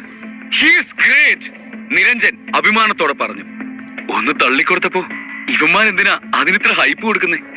ഇങ്ങനെ പോയാ ആ നിരഞ്ജൻ എന്നെ പിടിച്ച് പുണ്യാളാക്കുമല്ലോ, ചേതൻ ചിന്തിച്ചു. ഇതെല്ലാം കണ്ടിട്ട് എനിക്ക് ചിരിയാണ് വരുന്നത്. എന്തൊക്കെ പറഞ്ഞാലും ഇവൻ വെറും ഒരു 0 തന്നെയാണ്, നരേന്ദ്രൻ പുച്ഛിച്ചുകൊണ്ട് പറഞ്ഞു. നരേന്ദ്രൻ സാർ, നിങ്ങൾ പ്രായത്തിന് മുതിർന്നതാണെന്ന് കൂടി ഞാനിനി നോക്കില്ല. നിങ്ങൾ എന്താണ് പറയുന്നതെന്ന് നിങ്ങൾക്ക് വല്ല ബോധവുമുണ്ടോ? ചേതൻ സാർ ആരാണെന്നുള്ളത് ഇവിടെയുള്ള എല്ലാവർക്കും നല്ലതുപോലെ ഇപ്പൊ മനസ്സിലായി. അതുപോലെ തന്നെ നിങ്ങൾ ആരാണെന്നും. അദ്ദേഹം ടീച്ചറാണ്, നിങ്ങളും ടീച്ചറാണ്. പക്ഷെ ആര് എന്ത് സ്ഥാനത്താണ് ഇരിക്കുന്നത് എന്നൊന്ന് നിങ്ങൾ തന്നെ ചിന്തിച്ചു നോക്ക്. സ്കൂളിന് വേണ്ടി ഇത്രയും വലിയൊരു ത്യാഗം തന്നെ ചെയ്യാൻ തയ്യാറായ ചേതൻ സാർ എവിടെ കിടക്കുന്നു? അദ്ദേഹത്തെ കുറ്റപ്പെടുത്താൻ ശ്രമിക്കുന്ന നിങ്ങൾ എവിടെ കിടക്കുന്നു എന്ന് നിരഞ്ജൻ ദേഷ്യത്തോടെ പറഞ്ഞു. നിരഞ്ജൻ, നിങ്ങൾ എന്താണ് ഈ പറയുന്നത്? ചേതൻ 0 വാങ്ങിയതും ത്യാഗത്തിനും തമ്മിൽ എന്ത് ബന്ധമാണുള്ളത്? ചേതൻ ഉറപ്പായും ഡോൺ 3 സ്റ്റേജിലായിരുന്നു ഉണ്ടായിരുന്നത്. അതുപോലെ അവൻ എഴുതിയ ടെസ്റ്റ്, അവന്റെ ആൻസർ ഷീറ്റ് വെറും വേസ്റ്റ് ആയിരുന്നു. അവൻ 0 വാങ്ങി എന്നുള്ളത് സത്യമാണ്, അതിലൊരു മാറ്റവുമില്ല. അവന്റെ ആൻസർ ഷീറ്റ് ഞാൻ തന്നെ കണ്ടതാണ്. അതുമല്ല, 2 ടീച്ചേഴ്സ് കറക്റ്റ് ചെയ്തിട്ടാണ് റിസൾട്ട് വരുന്നത്. അതെങ്ങനെ 2 ടീച്ചേഴ്സും ഒരുപോലെ തന്നെ ഇവനെ തോൽപ്പിക്കാൻ ശ്രമിക്കും? മര്യാദക്ക് സത്യം പറയുന്നതാണ് ചേതാ നിനക്ക് നല്ലത്. നിന്നെ പോലെ ഒരു ഫ്രോഡിനെ ഞാൻ വേറെ കണ്ടിട്ടില്ല. മര്യാദക്ക് നാടകം കളിക്കാതെ സത്യം പറ. നരേന്ദ്രൻ കോപത്തോടെ പറഞ്ഞു. അധ്യായം 54. എല്ലാവരുടെയും മുമ്പിൽ വെച്ച് നരേന്ദ്രൻ ചേതന്റെ മുഖത്തടിച്ചതുപോലെ സംസാരിച്ചു. ഇത് ഇത്രയും വലിയൊരു പ്രശ്നമായി മാറുമെന്ന് ചേതൻ സ്വപ്നത്തിൽ പോലും കരുതിയിരുന്നില്ല. സ്കൂൾ മാനേജ്മെന്റിന് മുന്നിൽ എന്ത് പറഞ്ഞ് രക്ഷപ്പെടാനായിരുന്നു ചേതൻ വിചാരിച്ചിരുന്നത്. പക്ഷേ ഇപ്പോൾ ആ പ്രശ്നം ആകെ മൊത്തം പൊല്ലാപ്പായി മാറി. നരേന്ദ്രൻ മാജിക് സ്കൂളിലെ ടീച്ചേഴ്സ് കൗൺസിലിന്റെ ഭാഗം കൂടി ആയതിനാൽ ഇതുപോലുള്ള അവസരങ്ങളിൽ എങ്ങനെ പെരുമാറണമെന്ന് അയാൾക്ക് നന്നായി അറിയാമായിരുന്നു. അവിടെയുള്ളവരെല്ലാം ഇനി എന്ത് നടക്കുമെന്ന് നോക്കി നിൽക്കെ അയാൾ വീണ്ടും സംസാരിക്കാൻ തുടങ്ങി. ഇത് ചേതനെ തോൽപ്പിക്കാൻ ആരെങ്കിലും മനഃപൂർവ്വം ചെയ്തതാണ് എന്നാണ് പറയുന്നതെങ്കിൽ എന്റെ മേൽനോട്ടത്തിലായിരുന്നു ചേതന്റെ ആൻസർ ഷീറ്റ് കറക്റ്റ് ചെയ്തത്. അപ്പോൾ അവനെ തോൽപ്പിക്കാൻ ശ്രമിക്കുന്ന ആള് ഞാനാണെന്നാണോ പറഞ്ഞു വരുന്നത്? എന്റെ പൊസിഷൻ വെച്ച് ഞാൻ എന്തിനാണ് ചേതനെ തോൽപ്പിക്കാൻ ശ്രമിക്കുന്നത്? അങ്ങനെ ഞാൻ ചെയ്യണമെങ്കിൽ തന്നെ അതിന്റെ പിന്നിൽ ഒരു കാരണം വേണമല്ലോ. നിങ്ങൾ തന്നെ ഒന്ന് ആലോചിച്ച് നോക്ക്. അതിന്റെ എന്താവശ്യമാണ് എനിക്കുള്ളത്? നിങ്ങൾ ചേതനോട് അങ്ങനെ ചെയ്യാൻ ഒരു കാരണമുണ്ടെന്ന് ഞാൻ പറഞ്ഞാലോ? അതുവരെ മൗനമായി എല്ലാം കേട്ടുകൊണ്ടിരുന്ന തരകൻ മുന്നോട്ട് വന്ന് ചോദിച്ചു. തരകൻ ഭാവന പറഞ്ഞതനുസരിച്ച് നേരത്തെ റൂമിൽ നിന്ന് പുറത്തു പോയിരുന്നുവെങ്കിലും ചേതൻ ഈ സത്യങ്ങളെ കുറിച്ച് സംസാരിച്ചു തുടങ്ങുന്നതിന് മുമ്പ് തന്നെ തിരിച്ചെത്തിയിരുന്നു. എന്താ നരേന്ദ്രൻ സാർ, ഞാൻ എന്താണ് പറയാൻ ഉദ്ദേശിക്കുന്നതെന്ന് സാറിന് മനസ്സിലായില്ലേ? നിങ്ങളുടെ കൊച്ചുമകൻ വിമലില്ലേ, അവൻ ഈ സ്കൂളിൽ തന്നെ പേരെടുത്ത ഒരാളാകണമെന്ന് പണ്ടേയുള്ള ആഗ്രഹമാണ്.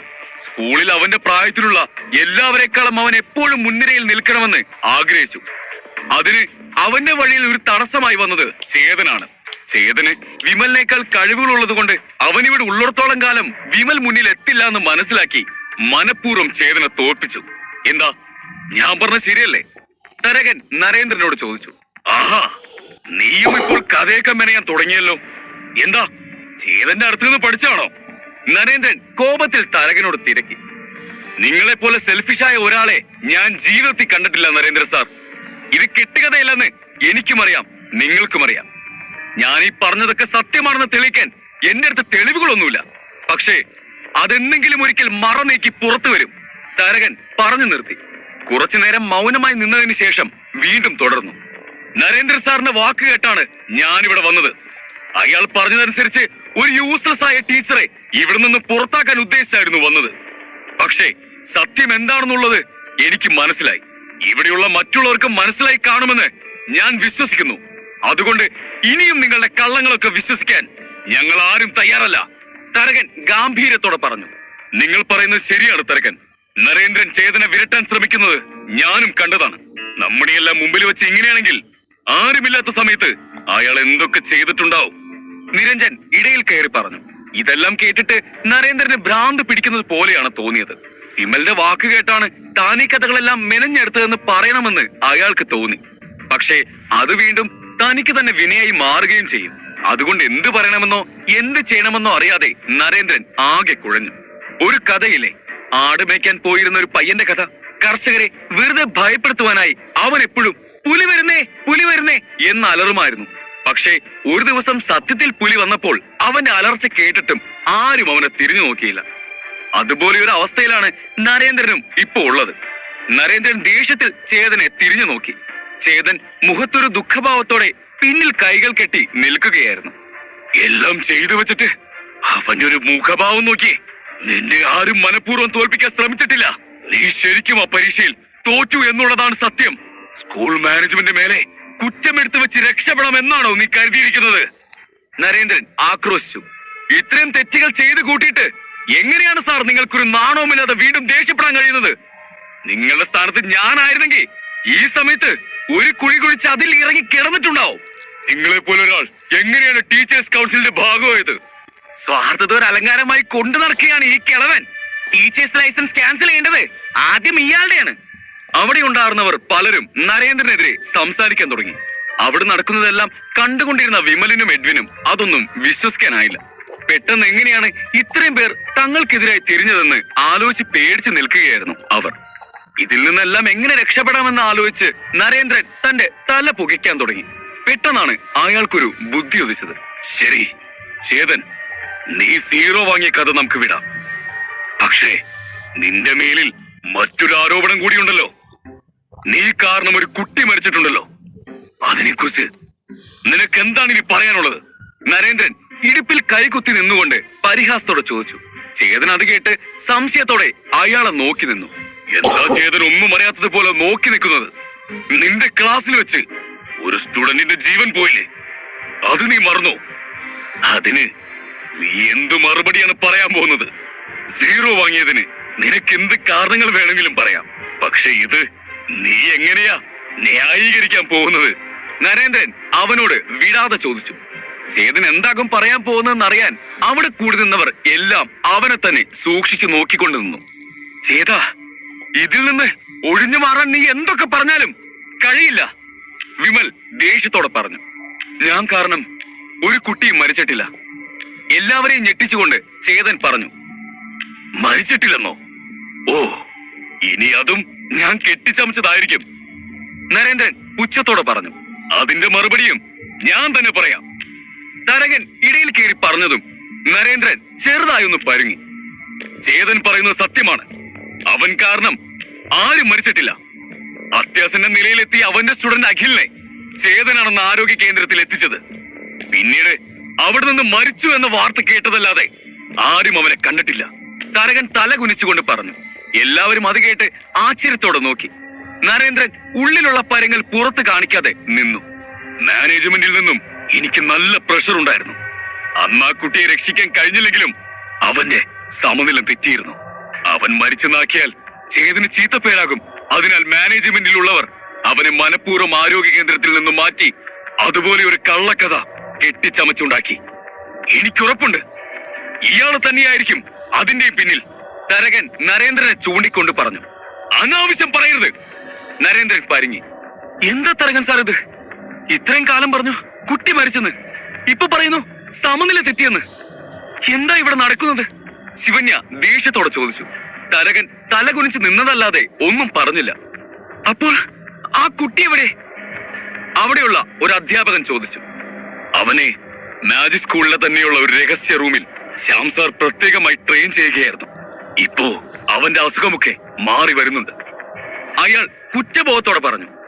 ശേഷം അയാൾ തന്റെ സഹായിയോട് ചെവിയിൽ എന്തോ പറഞ്ഞതും അയാൾ പുറത്തേക്ക് പോയി. ഒരു കുട്ടി മരിക്കുന്നതിന് തുല്യം തന്നെയാണ് അവന്റെ കഴിവുകൾ നഷ്ടപ്പെട്ട് സമനില തെറ്റുന്നത്. ചേതനെ അതുകൊണ്ട് ആരും ന്യായീകരിക്കൊന്നും വേണ്ട, നരേന്ദ്രൻ മുറുമുറുത്തു. തൽക്കാലം മിണ്ടാതിരിക്കാൻ വിമൽ നരേന്ദ്രനോട് പറഞ്ഞു. ഇല്ലെങ്കിൽ ഇപ്പോൾ തന്നെ തങ്ങളെ പിടിച്ച് ഇവിടെ നിന്ന് പുറത്താക്കിയേക്കും എന്ന് അവൻ ഭയന്നു. അൺബിലീവബിൾ, എന്തൊക്കെയാ കേൾക്കുന്നത്? നമ്മുടെ മാജിക് സ്കൂളിൽ ഇങ്ങനെയൊക്കെ നടക്കുവോ? അവിടെ കൂടിയിരുന്നവർ പലരും അങ്ങോട്ടും ഇങ്ങോട്ടും പിറുപിറുത്തു.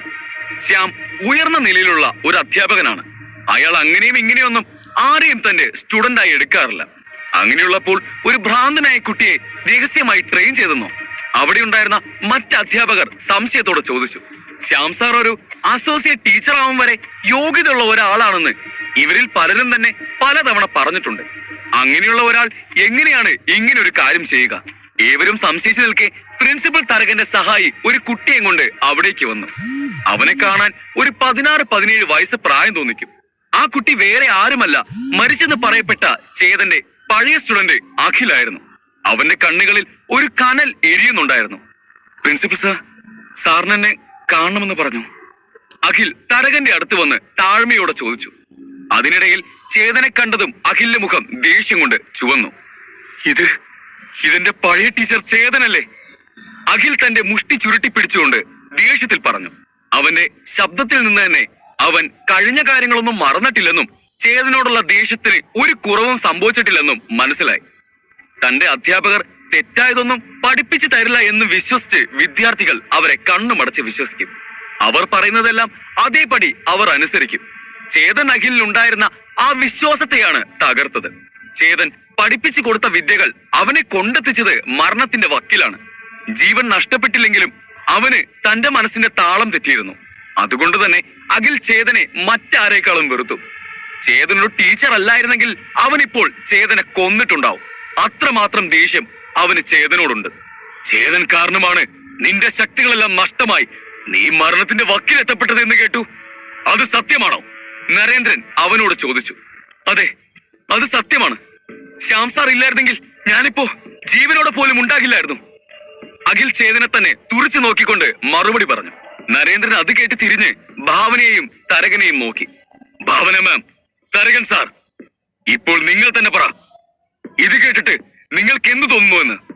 ചേതന്റെ പഠിപ്പിക്കലിന്റെ ഗുണം കൊണ്ട് ഒരു കുട്ടി മരണത്തിന്റെ വക്കിലെത്തപ്പെട്ടിട്ട് എന്തോ ഭാഗ്യം കൊണ്ട് തിരിച്ചു വന്നതാണ്. ആ ബാധിക്കപ്പെട്ട കുട്ടി തന്നെയാണ് നിങ്ങളുടെ മുമ്പിൽ നിന്ന് ഇപ്പോൾ സത്യങ്ങളെല്ലാം പറയുന്നത്. നിങ്ങൾക്ക് എന്ത് സംശയമുണ്ടെങ്കിലും ആ കുട്ടിയോട് ചോദിക്കാം. ഈ സ്റ്റുഡന്റിനെ മിസ്ഗൈഡ് ചെയ്തതിന് ചേതനെ പുറത്താക്കുന്നതിൽ തെറ്റൊന്നുമില്ലല്ലോ. നരേന്ദ്രൻ അവരിരുവരെയും നോക്കിക്കൊണ്ട് ചോദിച്ചു. ഭാവനയും തരകനും തമ്മിൽ നോക്കി. നരേന്ദ്രൻ പറഞ്ഞതിൽ എന്തോ സത്യമുണ്ടെന്ന് ഇവർക്ക് തോന്നി. ഒരു അധ്യാപകന്റെ ജോലി തന്റെ വിദ്യാർത്ഥിക്ക് ശരിയായ വിദ്യ പറഞ്ഞു കൊടുക്കുക എന്നതാണ്. അങ്ങനെയുള്ളപ്പോൾ ഒരു വിദ്യാർത്ഥിക്ക് തെറ്റായ വിദ്യ പകർന്നു കൊടുത്താൽ അതൊരു വലിയ കുറ്റമാണ്. ഭാവനയും തരകനും ഒന്നും മിണ്ടാതെ നിൽക്കുന്നത് കണ്ട് ചേതനെ ഇത്തവണ തനിക്ക് കൊടുക്കാൻ കഴിഞ്ഞു എന്നാലോചിച്ച് നരേന്ദ്രൻ ഉള്ളിൽ ചിരിച്ചു. എന്താ ചേതാ, നീ ഇനി ഇതിൽ നിന്ന് എന്തു പറഞ്ഞാണ് ഊരിപ്പോരാൻ പോകുന്നത്? എന്തു പറഞ്ഞാലും അതൊന്നും ഇവിടെ വില പോകില്ല. നീ കാരണം മനസ്സിന്റെ താളം തെറ്റിയ ആ സ്റ്റുഡന്റ് ആണ് ഇവിടെ നിൽക്കുന്നത്. ഇത്തവണ നിന്നെ രക്ഷിക്കാൻ ആർക്കും കഴിയില്ല. നിന്റെ ടീച്ചേഴ്സ് ലൈസൻസ് എപ്പോ വേണമെങ്കിലും ക്യാൻസൽ ആക്കാം. അതിനുശേഷം നിന്നെ ആരെങ്കിലും കൊന്നാ പോലും ഇവിടെ ആരും തിരിഞ്ഞു നോക്കില്ല. നരേന്ദ്രൻ കടുപ്പത്തിൽ പറഞ്ഞു. നരേന്ദ്രൻ ഇതുപോലൊരു അവസരത്തിനാണ് കാത്തിരുന്നത്. അയാൾ കരുതിയത് പോലെ തന്നെ അഖിലും ചേതനെ വെറുക്കുന്നുണ്ടായിരുന്നു. അവൻ ഇത്തവണ ശരിക്കും കുടുങ്ങിയിട്ടുണ്ട്. അവന്റെ വിളച്ചിൽ ഇതോടെ അവസാനിക്കും. വിമൽ എഡ്വിന്റെ ചെവിയിൽ പറഞ്ഞു. നീ പറയുന്നത് കേട്ട് എനിക്കൊരു സന്തോഷമൊക്കെ തോന്നുന്നുണ്ടെങ്കിലും അവനിനി അടുത്തത് എന്ത് കഥയാണ് മെനഞ്ഞുണ്ടാക്കാൻ പോകുന്നത് എന്നോർത്തിട്ട് എനിക്കൊരു സമാധാനം കിട്ടുന്നില്ല. എഡ്വിൻ ഒന്ന് സന്തോഷിക്കാൻ പോലും കഴിയാത്ത അവസ്ഥയിൽ പറഞ്ഞു. ചേതൻ ഇനി എന്താവും പറയാൻ പോകുന്നത് എന്നുള്ള ആകാംക്ഷയിൽ അവിടെയുള്ളവരെല്ലാം അവനെ തന്നെ ഉറ്റുനോക്കിക്കൊണ്ടിരുന്നു. ചേതൻ ഈ കുറ്റവും നിരസിക്കുമോ? അധ്യായം 55. ചേതൻ ഇനി എന്തായിരിക്കും പറയാൻ പോകുന്നതെന്നറിയാൻ എല്ലാവരും അവനെ തന്നെ ഉറ്റുനോക്കിക്കൊണ്ടിരുന്നു. അതെ, ഞാൻ കാരണം തന്നെയാണ് അഖിൽ ഇങ്ങനൊരു അവസ്ഥ വന്നത്, അല്ലെന്ന് ഞാൻ പറയുന്നില്ല. ചേതൻ തന്റെ കൈകൾ വിടർത്തിക്കൊണ്ട് പറഞ്ഞു. ചേതാ, വീണ്ടും എന്തെങ്കിലും പറഞ്ഞു ഒഴിഞ്ഞു മാറാൻ നോക്കുകയാണോ? ചേതൻ സംസാരിക്കാൻ തുടങ്ങിയത് കണ്ടതും നരേന്ദ്രൻ ദേഷ്യത്തിൽ ചോദിച്ചു. പിന്നെയാണ് അയാൾക്ക് ചേതൻ എന്താ പറഞ്ഞത് എന്നുള്ളത് മനസ്സിലായത്. എന്താ പറഞ്ഞേ? നീ കാരണം തന്നെയാണ് അഖിലിന് അങ്ങനെ ഒരു അവസ്ഥ വന്നത് എന്നല്ലേ? അങ്ങനെ നീ അതെങ്കിലും സമ്മതിച്ചല്ലോ. Thank God. നരേന്ദ്രൻ നെടുവീർപ്പിട്ടു. ചേതൻ എത്തവണയും എന്തെങ്കിലും പറഞ്ഞു ഒഴിഞ്ഞു മാറുമെന്ന് കരുതിയ അയാൾക്ക് ആശ്വാസമായി. നീ നിന്റെ തെറ്റ് സമ്മതിച്ചു എന്നുള്ളത് എനിക്ക് വിശ്വസിക്കാൻ കഴിയുന്നില്ല. നരേന്ദ്രൻ ചിരിച്ചുകൊണ്ട് പറഞ്ഞു. അതെ സർ, എനിക്കതെങ്ങനെ സമ്മതിക്കാതിരിക്കാൻ കഴിയും? അങ്ങനെ ചെയ്തിട്ട് ഞാൻ എങ്ങനെ ചെയ്തില്ലെന്ന് പറയും? ചേതൻ ചോദിച്ചു. അവൻ പറഞ്ഞത് കേട്ട് എല്ലാവരും അവനെ ആശ്ചര്യത്തോടെ നോക്കി. നീ എന്തായാലും എന്റെ ജോലി എളുപ്പമാക്കി. അപ്പോൾ നീ കാരണം ഒരു കുട്ടി മരണത്തിന്റെ വാതിൽക്കിലെത്തി എന്നുള്ളത് നീ സമ്മതിക്കുന്നു അല്ലേ? നിന്റെ ലൈസൻസ് ക്യാൻസൽ ചെയ്ത് ഇവിടെ നിന്നും നിന്നെ ഡിസ്മിസ് ചെയ്യാൻ ഈ ഒരൊറ്റ കാര്യം മാത്രം മതി, നരേന്ദ്രൻ പറഞ്ഞു.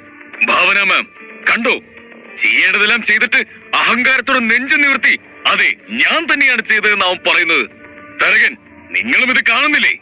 വല്ല കുറ്റബോധവും അവനുണ്ടോ എന്ന് നോക്കിയേ. ഇങ്ങനെയുള്ള ഒരു ടീച്ചറെ ഈ സ്കൂളിന് ആവശ്യമുണ്ടോ എന്ന് നിങ്ങൾ തന്നെ ചിന്തിച്ചു നോക്ക് എന്ന് നരേന്ദ്രൻ ദേഷ്യത്തിൽ സംസാരിച്ചു കൊണ്ടിരിക്കുമ്പോൾ ചേതൻ കൈ ഉയർത്തി അയാളോട് നിർത്താൻ പറഞ്ഞു. എന്താ നീ ഇനി പറയാൻ പോകുന്നത്? നരേന്ദ്രൻ ചേതന് നേരെ ചാടിക്കടിക്കാൻ തുടങ്ങി. സാറിന് നല്ല പ്രായമായില്ലേ, അപ്പൊ ഇങ്ങനെ ഒരുപാട് പ്രഷർ ഏറ്റെടുത്ത്. ഇപ്പോഴൊക്കെ ഹാർട്ട് അറ്റാക്ക് വന്ന് ആളുകൾ പെട്ടെന്നാണ് മരിച്ചു പോകുന്നത്. എന്തിനാ വെറുതെ? ചേതൻ പറഞ്ഞത് കേട്ടതും അയാൾ ദേഷ്യത്തിൽ ശ്വാസം വലിച്ചു വിട്ടു. കണ്ടോ, ഇപ്പൊ തന്നെ എന്തോ പറയാൻ വന്നിട്ട് അത് പറയാൻ പറ്റാതെ ശ്വാസം വിട്ടുകൊണ്ട് നിൽക്കുക. സംസാരിക്കാൻ പോലും പറ്റുന്നില്ല. അതുകൊണ്ട് സാർ ഇവിടെ നിന്ന് റിലാക്സ് ചെയ്യും. ഞാനപ്പോഴേക്കും അഖിലിനോടൊന്ന് സംസാരിച്ചിട്ട് വരാം. ചേതൻ അയാളെ കളിയാക്കി പറഞ്ഞിട്ട് അഖിലിന് നേരെ തിരിഞ്ഞു. അഖിൽ, നിന്നെ ശ്യാം സാറല്ലേ ഗൈഡ് ചെയ്യുന്നത്? അപ്പോ നിനക്ക് ഒരുപാട് മുറകൾ അറിഞ്ഞിരിക്കണമല്ലോ. നീ ഒന്ന് പഞ്ച് ചെയ്, ഞാൻ നോക്കട്ടെ. അവൻ പറഞ്ഞു. പഞ്ച് ചെയ്യാനോ? ഞാനോ? അഖിൽ സംശയത്തോടെ ചോദിച്ചു. അവിടെ ഉണ്ടായിരുന്ന മറ്റുള്ളവരും അത് കേട്ട് ആശ്ചര്യപ്പെട്ടു. ചേതാ, നിനക്കെന്താ ഭ്രാന്തായോ? നിന്റെ മേലെ ഇത്രയും വലിയ തെറ്റാരോപിക്കപ്പെട്ടിട്ട് അതിനെക്കുറിച്ചൊന്നും സംസാരിക്കാതെ നീ എന്തിനാ അവനോട് പഞ്ച് ചെയ്യാൻ പറയുന്നത്? തരകൻ അവനോട് ശാസനയോടെ ചോദിച്ചു. അത് തന്നെ, ഇവൻ എന്താ ഇവിടെ കിടന്ന് കാണിച്ചു കൂട്ടുന്നത്? ഇവിടെ ഒരു സീരിയസ് ആയി പ്രശ്നം നടന്നുകൊണ്ടിരിക്കുമ്പോ ആണോ അവന്റെ ഒരു പഞ്ച് ചെയ്യൽ? വിമൽ ഇടയ്ക്ക് കയറി ചോദിച്ചു. പക്ഷെ ഭാവന ചേതനോടുള്ള വിശ്വാസത്തിൽ എന്താ സത്യത്തിൽ ഉണ്ടായതെന്നറിയാൻ ആഗ്രഹിച്ചു. സർ, സാറിനൊരു അവസരം തരാം. അതുകൊണ്ട് നടന്നത് എന്താണെന്ന് പറയും. സാറ് പഠിപ്പിച്ച കാര്യം ശരിക്കും മനസ്സിലാവാതെ ആ കുട്ടി തെറ്റായി മുറ അഭ്യസിച്ചുകൊണ്ടാ ഈ പ്രശ്നം ഉണ്ടായതെങ്കിൽ സാറിന് വലിയ ശിക്ഷയൊന്നും ലഭിക്കില്ല, ഭാവന അവനോട് പറഞ്ഞു. അത് കേട്ടതും അഖിലിന്റെ ഭാവം മാറി.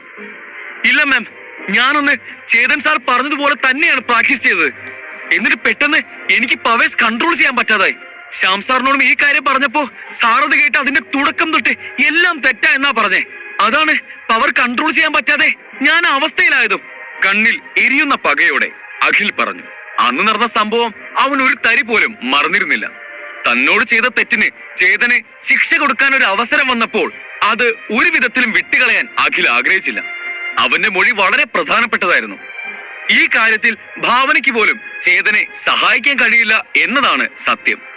സാറിന് ഇനി എന്താണ് പറയാനുള്ളത്? അത് പറയൂ, ഭാവന ചോദിച്ചു.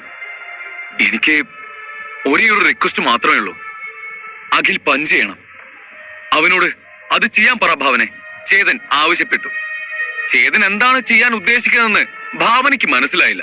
എന്നിരുന്നാലും ചേതനൊരു അവസരം കൊടുക്കണമല്ലോ എന്ന് കരുതി അവൾ പറഞ്ഞു. അഖിൽ, ഒരു പഞ്ച് ചെയ്. ചേതൻ സാർ എന്താണ് പറയാൻ ഉദ്ദേശിക്കുന്നതെന്ന് നമുക്ക് നോക്കാം. അഖിലിന് ഭാവന ആരാണെന്നുള്ളത് അറിയില്ലെങ്കിലും നരേന്ദ്രൻ നേരത്തെ അവളോട് ബഹുമാനത്തിൽ സംസാരിക്കുന്നത് കണ്ട് അവൾ ഏതോ ഉയർന്ന പൊസിഷനിൽ നിൽക്കുന്ന ആളാണെന്ന് മനസ്സിലാക്കിയിരുന്നു.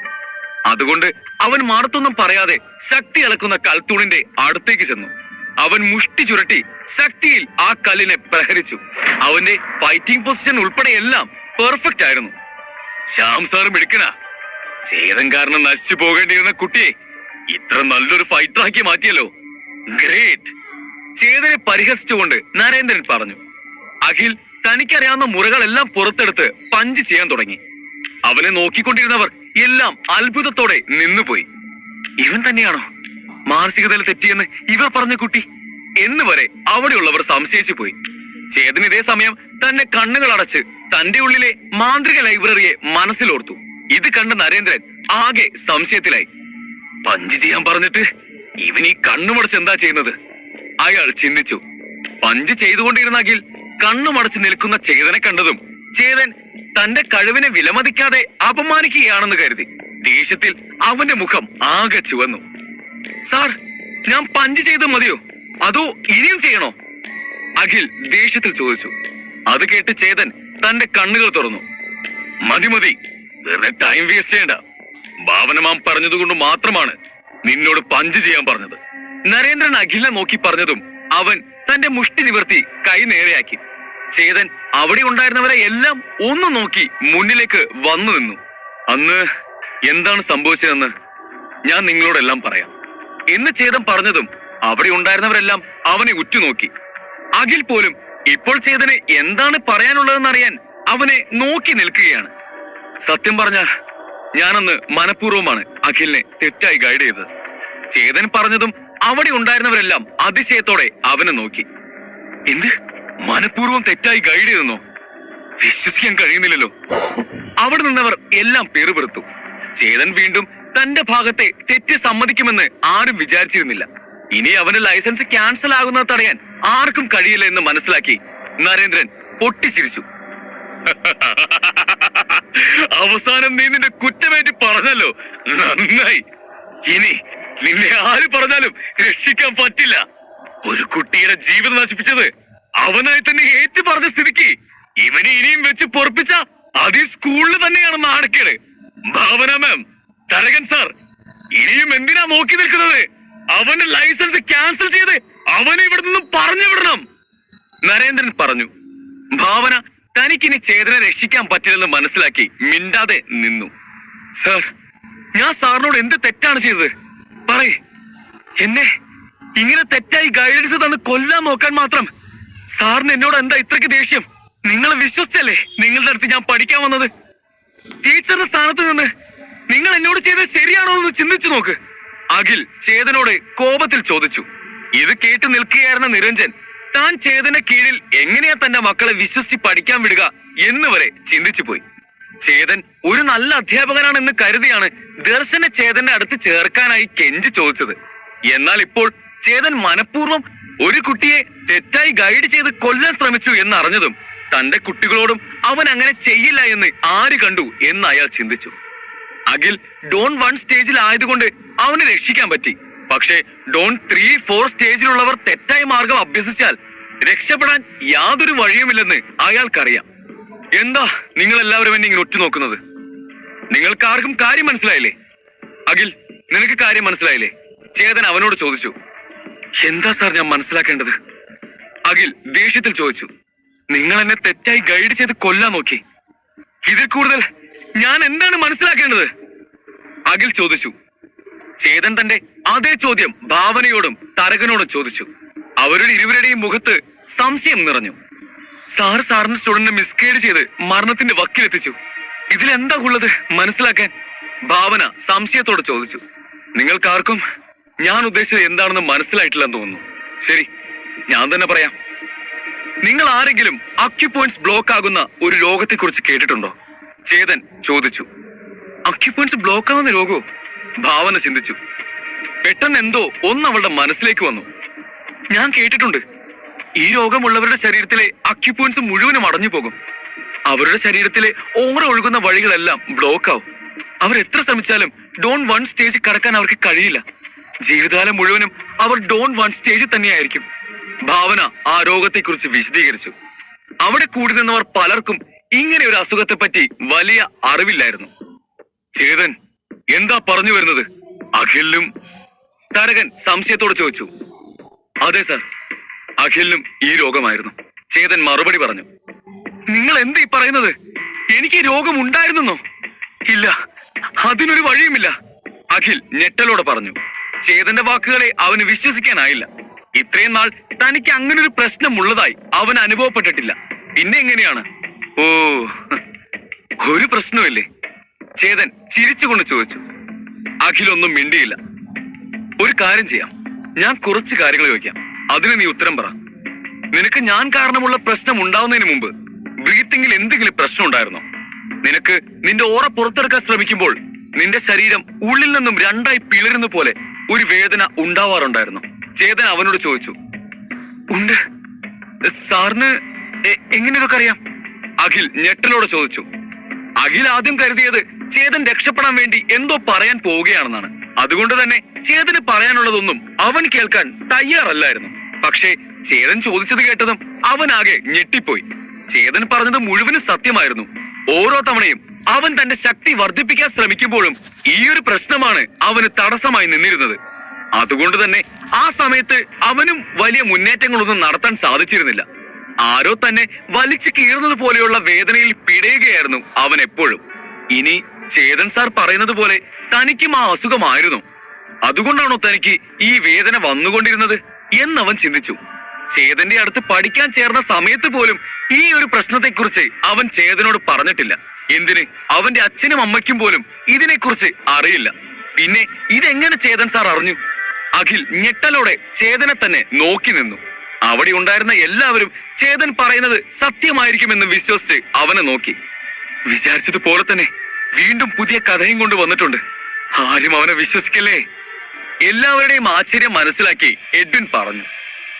അധ്യായം 56. ചേതൻ അഖിലിനെ കുറിച്ച് പറഞ്ഞത് സത്യമാണെന്നുള്ളത് അഖിലിന്റെ നിൽപ്പും ഭാവവും കണ്ടു തന്നെ അവിടെയുള്ളവർ മനസ്സിലാക്കിയിരുന്നു. എന്നാൽ നരേന്ദ്ര മാത്രം അത് ഉൾക്കൊള്ളാൻ തയ്യാറായിരുന്നില്ല. ചേതാ, നീ ഇപ്പോ എന്തിനാ പുതിയ കഥകൾ ഉണ്ടാക്കി പറയുന്നത്? അഖിലിന് ബ്രീത്തിങ് പ്രോബ്ലം ഉണ്ടായത് അവിടെ ഇരിക്കട്ടെ. ഇവിടുത്തെ പ്രശ്നം അതല്ലല്ലോ. നീ അവനെ തെറ്റായി ഗൈഡ് ചെയ്തതല്ലേ? നരേന്ദ്രൻ ചോദിച്ചു. അഖിലിന് ജന്മന ആ അസുഖമുണ്ട്. അത് മാറാതെ അവൻ ഒരിക്കലും ഡോൺ 1 സ്റ്റേജിൽ നിന്ന് ലെവലപ്പ് ചെയ്യാനാവില്ല. അവൻ ഒരിക്കലും മികച്ചൊരു ഫൈറ്ററായി മാറാനും കഴിയില്ല. പിന്നെ നരേന്ദ്ര സാർ, അഖിലിനും ബ്രീത്തിങ് പ്രോബ്ലത്തിനും ഞാനുമായുള്ള പ്രശ്നത്തിനും ബന്ധമുണ്ട്. അത് നിങ്ങൾക്കും അറിയാം. അതുപോലെ ഇവിടെ നിൽക്കുന്ന മറ്റു ചിലർക്കും അറിയാം, ഇല്ലേ? ചേതൻ നരേന്ദ്രനോട് ചോദിച്ചു. നരേന്ദ്രൻ എന്ത് പറയണമെന്നറിയാതെ പതറി നിന്നു. നീ ഇപ്പോ എന്താ പറയാൻ വരുന്നത്? അഖിലിന് ആ രോഗമുള്ളത് കൊണ്ടാണ് നീ അവനെ ഗൈഡ് ചെയ്തപ്പോ തെറ്റായി ഭവിച്ചതെന്നോ? അതോ അതിനുള്ള ട്രീറ്റ്മെന്റ് ആയിട്ടാണ് അവന് തെറ്റായി ഗൈഡൻസ് കൊടുത്ത് കൊല്ലാൻ നോക്കിയതെന്നോ? പതർച്ച മറച്ചു വെച്ചുകൊണ്ട് നരേന്ദ്രൻ ചോദിച്ചു. അതെ, അത് തന്നെയാ ഞാൻ പറഞ്ഞു വരുന്നത്. ചേതൻ പിന്നിൽ കൈകെട്ടി നിന്നുകൊണ്ട് പറഞ്ഞു. അവന്റെ മറുപടി കേട്ട എല്ലാവരും അവനെ ഞെട്ടലോട് നോക്കി. ചേതൻ ഇനി വെറുതെ എന്തെങ്കിലും പറഞ്ഞു ഒഴിയാൻ നോക്കുവാണോ? ഇങ്ങനെ ട്രീറ്റ് ചെയ്താ ആ രോഗം മാറൂ എന്നുമൊക്കെയുള്ള ചോദ്യങ്ങൾ അവിടെയുള്ളവരുടെ മനസ്സിലുയർന്നു. അന്ന് നിന്റെ കൺട്രോൾ പോയതിനു ശേഷം നിനക്ക് ഈ ബ്രീത്തിങ് പ്രോബ്ലം വന്നിട്ടുണ്ടോ? ചേതൻ ആളുകളുടെ സംശയങ്ങൾ മനസ്സിലാക്കി അഖിലിന്റെ അടുത്ത് ചോദിച്ചു. ഇല്ല, പക്ഷെ അതിന് കാരണം ശ്യാം സാറാണ്, അല്ലാതെ നിങ്ങളല്ല. ശ്യാം സാറാണ് ഞാനിപ്പോ ഇങ്ങനെ നിൽക്കുന്നതിന്റെ കാരണം, അഖിൽ ഉറപ്പോടെ പറഞ്ഞു.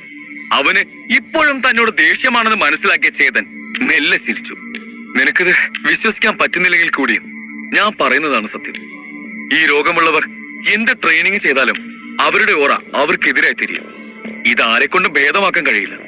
പക്ഷെ ഞാൻ നിനക്ക് തന്നിരുന്ന ട്രെയിനിങ് കൊണ്ട് നിന്റെ ഓറ നിനക്ക് തന്നെ കൈകാര്യം ചെയ്യാൻ കഴിയുന്ന തരത്തിലേക്ക് മാറിയിരുന്നു. അന്ന് നിനക്ക് നിന്റെ ഓറയുടെ ശക്തി കൺട്രോൾ ചെയ്യാൻ പറ്റാതെ പോയതിൽ എനിക്കും വിഷമമുണ്ട്.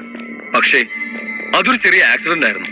ആ ആക്സിഡന്റിന് ശേഷം ചില ട്രെയിനിങ്ങുകൾ തന്ന് നിന്നെ മുഴുവനായി ഭേദമാക്കാനുള്ള മുറകൾ എന്റെ കയ്യിലുണ്ടായിരുന്നു. നീ മരിച്ചുപോയെന്നാണ് പിന്നീട് കേട്ടത്. അന്നെനിക്ക് അത് വിശ്വസിക്കുകയല്ലാതെ വേറെ നിവർത്തി ഉണ്ടായിരുന്നില്ലല്ലോ. ഇപ്പൊ നീ എന്റെ മുന്നില് ഇങ്ങനെ വന്നു നിൽക്കുമ്പോ എനിക്ക് ഒരുപാട് സന്തോഷം തോന്നുന്നു അഖിൽ. ചേതൻ അവനോട് പറഞ്ഞു. ആ സംഭവത്തിന് ശേഷം ആളുകൾ ചേതനെ ഒരു മോശമായ അധ്യാപകനായി കാണാൻ തുടങ്ങി. അവന്റെ ജീവിതം തന്നെ താറുമാറായി. താൻ കാരണം ഒരു വിദ്യാർത്ഥി മരിച്ചെന്ന കുറ്റബോധത്തിൽ മദ്യത്തിനടിമയായി മികച്ച അധ്യാപകനിൽ നിന്നും എല്ലാവരാലും വെറുക്കപ്പെടുന്ന ഒരുവനായി അവൻ മാറി. ചേതൻ പറഞ്ഞതെല്ലാം കേട്ട് അവിടെ കൂടി നിന്നവരെല്ലാം ആ സമയത്തെ അവന്റെ മനോനില എന്തായിരുന്നിരിക്കും എന്ന് ആലോചിച്ച് പരിതപിച്ചു. അത്രയും വലിയൊരു കുറ്റത്തിന്റെ പഴി സ്വയം ഏറ്റെടുത്തുകൊണ്ട് അപമാനം സഹിച്ച് ജീവിക്കേണ്ടി വന്ന ചേതനെ കുറിച്ച് ഓർത്ത് എല്ലാവർക്കും വിഷമം തോന്നി. ഒരു നിമിഷം മുമ്പ് വരെ ചേതനെ ഒരു കുറ്റവാളിയെ പോലെ നോക്കിയിരുന്ന എല്ലാവരുടെയും കണ്ണുകളും ഇപ്പോൾ അവനെ ആദരവോടെ നോക്കി. കള്ളം, പച്ചക്കള്ളം, ഇതൊക്കെ കേട്ടാൽ തന്നെ ആർക്കെങ്കിലും വിശ്വസിക്കാൻ തോന്നുന്നു? നീ പറയുന്ന സത്യമാണെങ്കിൽ നിനക്ക് ഈ സംഭവം നടക്കുന്നതിന് മുമ്പ് തന്നെ അഖിലിനോട് ഇതിനെ കുറിച്ച് പറയാമായിരുന്നല്ലോ. അങ്ങനെയാണെങ്കിൽ ഇത്രയും തെറ്റിദ്ധാരണകൾ ഉണ്ടാവില്ലല്ലോ. നരേന്ദ്രൻ ചേതൻ പറഞ്ഞത് വിശ്വസിക്കാനാകാതെ ദേഷ്യത്തിൽ ചോദിച്ചു. ഒരുവൻ താനൊരു രോഗിയാണെന്നറിഞ്ഞ അത് അയാളുടെ ആത്മവിശ്വാസത്തെ തന്നെ തകിടം മറിക്കും. അഖിൽ ചെറിയ കുട്ടിയാണ്. അവൻ ഇതിനെക്കുറിച്ച് വല്ലതും അറിഞ്ഞിരുന്നെങ്കിൽ പേടിച്ചിട്ട് ആ ട്രെയിനിങ് ചെയ്യില്ലായിരുന്നു. അങ്ങനെയായിരുന്നെങ്കിൽ ഇപ്പോൾ ഈ രോഗവും മാറില്ലായിരുന്നു. ഇതെല്ലാം ഒരു സ്ട്രാറ്റജിയാണ്. തന്റെ അവസ്ഥയെക്കുറിച്ച് അറിയാതെ തന്നെ അതിന്റെ പ്രതിവിധി അവനെ കൊണ്ട് ചെയ്യിപ്പിച്ച് അവന്റെ അസുഖം എത്രയും പെട്ടെന്ന് മാറ്റിയെടുക്കണമെന്നേ ഞാൻ വിചാരിച്ചുള്ളൂ. തന്റെ വിദ്യാർത്ഥികളെ സ്നേഹിക്കുന്ന ഏതൊരു അധ്യാപകനും അങ്ങനെ ചിന്തിക്കാനാവൂ. ചേതൻ മറുപടി പറഞ്ഞു. എല്ലാവരും ആദരവോടെ കേട്ടു നിൽക്കെ. നീ ഇനി എന്തൊക്കെ പറഞ്ഞാലും ഞാൻ നിന്നെ വിശ്വസിക്കില്ല. നീയാണ് അഖിലിന്റെ രോഗം ഭേദമാക്കിയത് എന്ന് പറയുന്നതിന് എന്ത് തെളിവാണുള്ളത്? നീ വെറുതെ ഓരോ കെട്ടുകഥകൾ പറഞ്ഞ് ഞങ്ങളുടെ സമയം പാഴാക്കരുത്. നരേന്ദ്രൻ ആക്രോശിച്ചു. അയാൾ ചേതൻ പറഞ്ഞത് ഒന്നും വിശ്വസിച്ചില്ല. എനിക്കറിയാം സാർ, ഞാൻ എന്തൊക്കെ പറഞ്ഞാലും സാറ് വിശ്വസിക്കില്ലെന്ന്. നരേന്ദ്രനെ നോക്കി പറഞ്ഞ ശേഷം ചേതൻ അഖിലിന് നേരെ തിരിഞ്ഞു. നീ ഇപ്പോ ഡോൺ 1 സ്റ്റേജിൽ ലെവൽ 4-ലാണുള്ളത്. അതിൽ നിന്ന് അടുത്ത സ്റ്റേജിലേക്ക് എത്താൻ എത്ര നാളെടുക്കും എന്നാണ് നീ കരുതുന്നത്? ചേതൻ തന്റെ പുരികം ഉയർത്തിക്കൊണ്ട് ചോദിച്ചു. അതിനൊരു 6 മാസം പിടിക്കുമെന്നാണ് ശ്യാം സാർ പറഞ്ഞത്. അഖിൽ മറുപടി കൊടുത്തു. ചേതൻ ഇതുവരെ പറഞ്ഞതെല്ലാം കേട്ട് അഖിലിന്റെ കോപം ചെറുതായി അലിഞ്ഞു തുടങ്ങിയിരുന്നു. അതുകൊണ്ട് തന്നെ അവൻ ചേതൻ ചോദിക്കുന്നത് എല്ലാം ശ്രദ്ധിച്ച് കേൾക്കുകയും അതിനെല്ലാം നേരായ ഉത്തരങ്ങൾ നൽകുകയും ചെയ്തു. തരകനും നിരഞ്ജനും അഖിൽ പറഞ്ഞതിനെ ശരിവെച്ചുകൊണ്ട് തലയാട്ടി. അവരിരുവരുടെയും ഊഹം വെച്ച് അഖിലിന് ഡോൺ 2 സ്റ്റേജിലേക്ക് എത്താൻ 6 മാസം എങ്കിലും പിടിക്കും.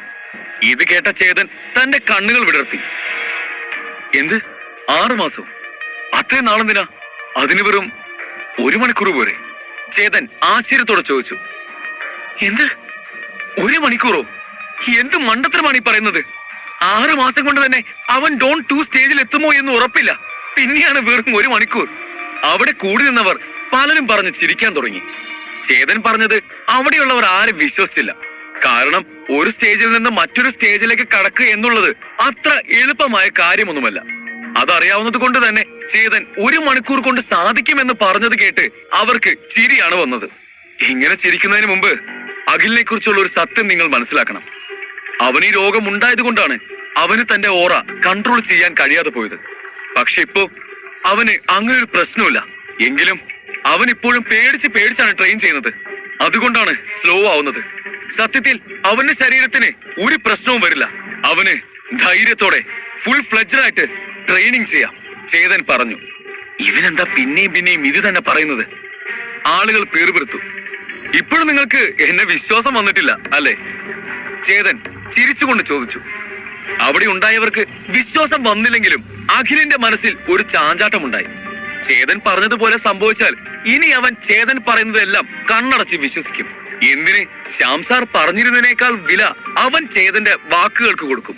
എന്നിരുന്നാലും ശ്യാം സാർ തന്നെ 6 മാസം എടുക്കും എന്ന് പറഞ്ഞ സ്ഥിതിക്ക് ചേതൻ എങ്ങനെയാ 1 മണിക്കൂർ കൊണ്ട് മാറ്റുക എന്ന ചോദ്യവും അവന്റെ ഉള്ളിലുണ്ടായിരുന്നു. അഖിൽ, ഞാൻ നിന്റെ മുമ്പിലേക്ക് വെക്കുന്നത് വളരെ വലിയൊരു അവസരമാണ്. ഇപ്പോൾ ഞാൻ പറയുന്നത് കേട്ടില്ലെങ്കിൽ നിനക്ക് ഡോൺ 2 സ്റ്റേജിലേക്ക് എത്തിച്ചേരാൻ 6 മാസവും അതിൽ കൂടുതൽ എടുക്കും. നിന്നെ ആരും ഫോഴ്സ് ചെയ്യുന്നില്ല. നിന്റെ ഭാവി എങ്ങനെയാകണമെന്ന് നിനക്ക് തന്നെ തീരുമാനിക്കാം, ചേതൻ അവനോട് പറഞ്ഞു. അത് കേട്ട് അഖിൽ വീണ്ടും കുഴപ്പത്തിലായി. കുറച്ചു നേരത്തെ ആലോചനയ്ക്ക് ശേഷം അഖിൽ ചേതനോട് പറഞ്ഞു, സാർ, ഞാൻ ട്രൈ ചെയ്ത് നോക്കാൻ തയ്യാറാണ്. ഈ അവസരം വേണ്ടെന്ന് വെച്ചാൽ ഡോൺ 2 സ്റ്റേജിലേക്ക് എത്താൻ തനിക്ക് ഒരുപക്ഷെ 6 മാസം പിടിച്ചേക്കാം. എന്തൊക്കെ പറഞ്ഞാലും തന്റെ പ്രായത്തിലുള്ള മറ്റു കുട്ടികളെ പോലെ ജീവിക്കാൻ അഖിലും ആഗ്രഹിച്ചിരുന്നു. നല്ല തീരുമാനം. അപ്പോ നമുക്ക് തുടങ്ങിയാലോ എന്ന് ചോദിച്ച് ചേതൻ ചുറ്റും നോക്കിയിട്ട് ഒരു പെട്ടിയും എടുത്ത് കൊണ്ടുവന്നു. ആദ്യം നിലത്ത് നിവർന്നിരുന്ന് മെഡിറ്റേഷൻ ചെയ്യും. നിന്റെ മനസ്സിനെ ഏകാഗ്രമാക്കി വേണം മെഡിറ്റേഷൻ ചെയ്യാൻ എന്ന് പറഞ്ഞ് ആ പെട്ടിയിൽ നിന്നും ചേതൻ ചില സൂചികൾ പുറത്തെടുത്തു. ഞാൻ ഈ നീഡിൽസ് ഉപയോഗിച്ച് നിന്റെ അക്യു പോയിന്റ്സ് തുറക്കാൻ ശ്രമിക്കാം. അതേസമയം നീ നിന്റെ ഉള്ളിലെ ഓറ നിന്റെ ശരീരത്തിലൂടെ ഒടുക്കാൻ ശ്രമിക്കണം.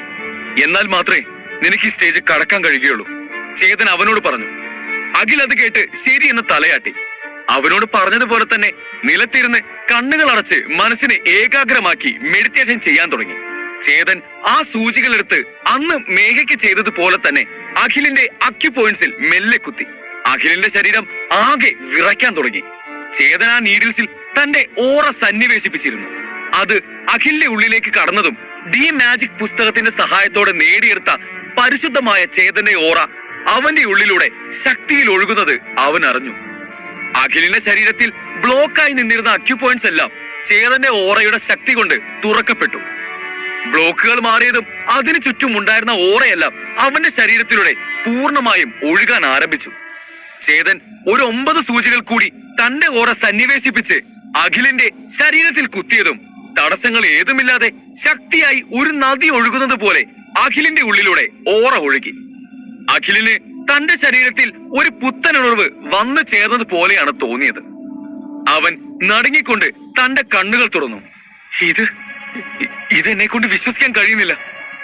അഖിൽ വേഗം തന്നെ ഇരുന്നിടത്തു നിന്നും എഴുന്നേറ്റ് അവിടെയുള്ള കൽത്തൂണിന്റെ അടുത്തേക്ക് പോയി അതിലാഞ്ഞ് പഞ്ച് ചെയ്തു.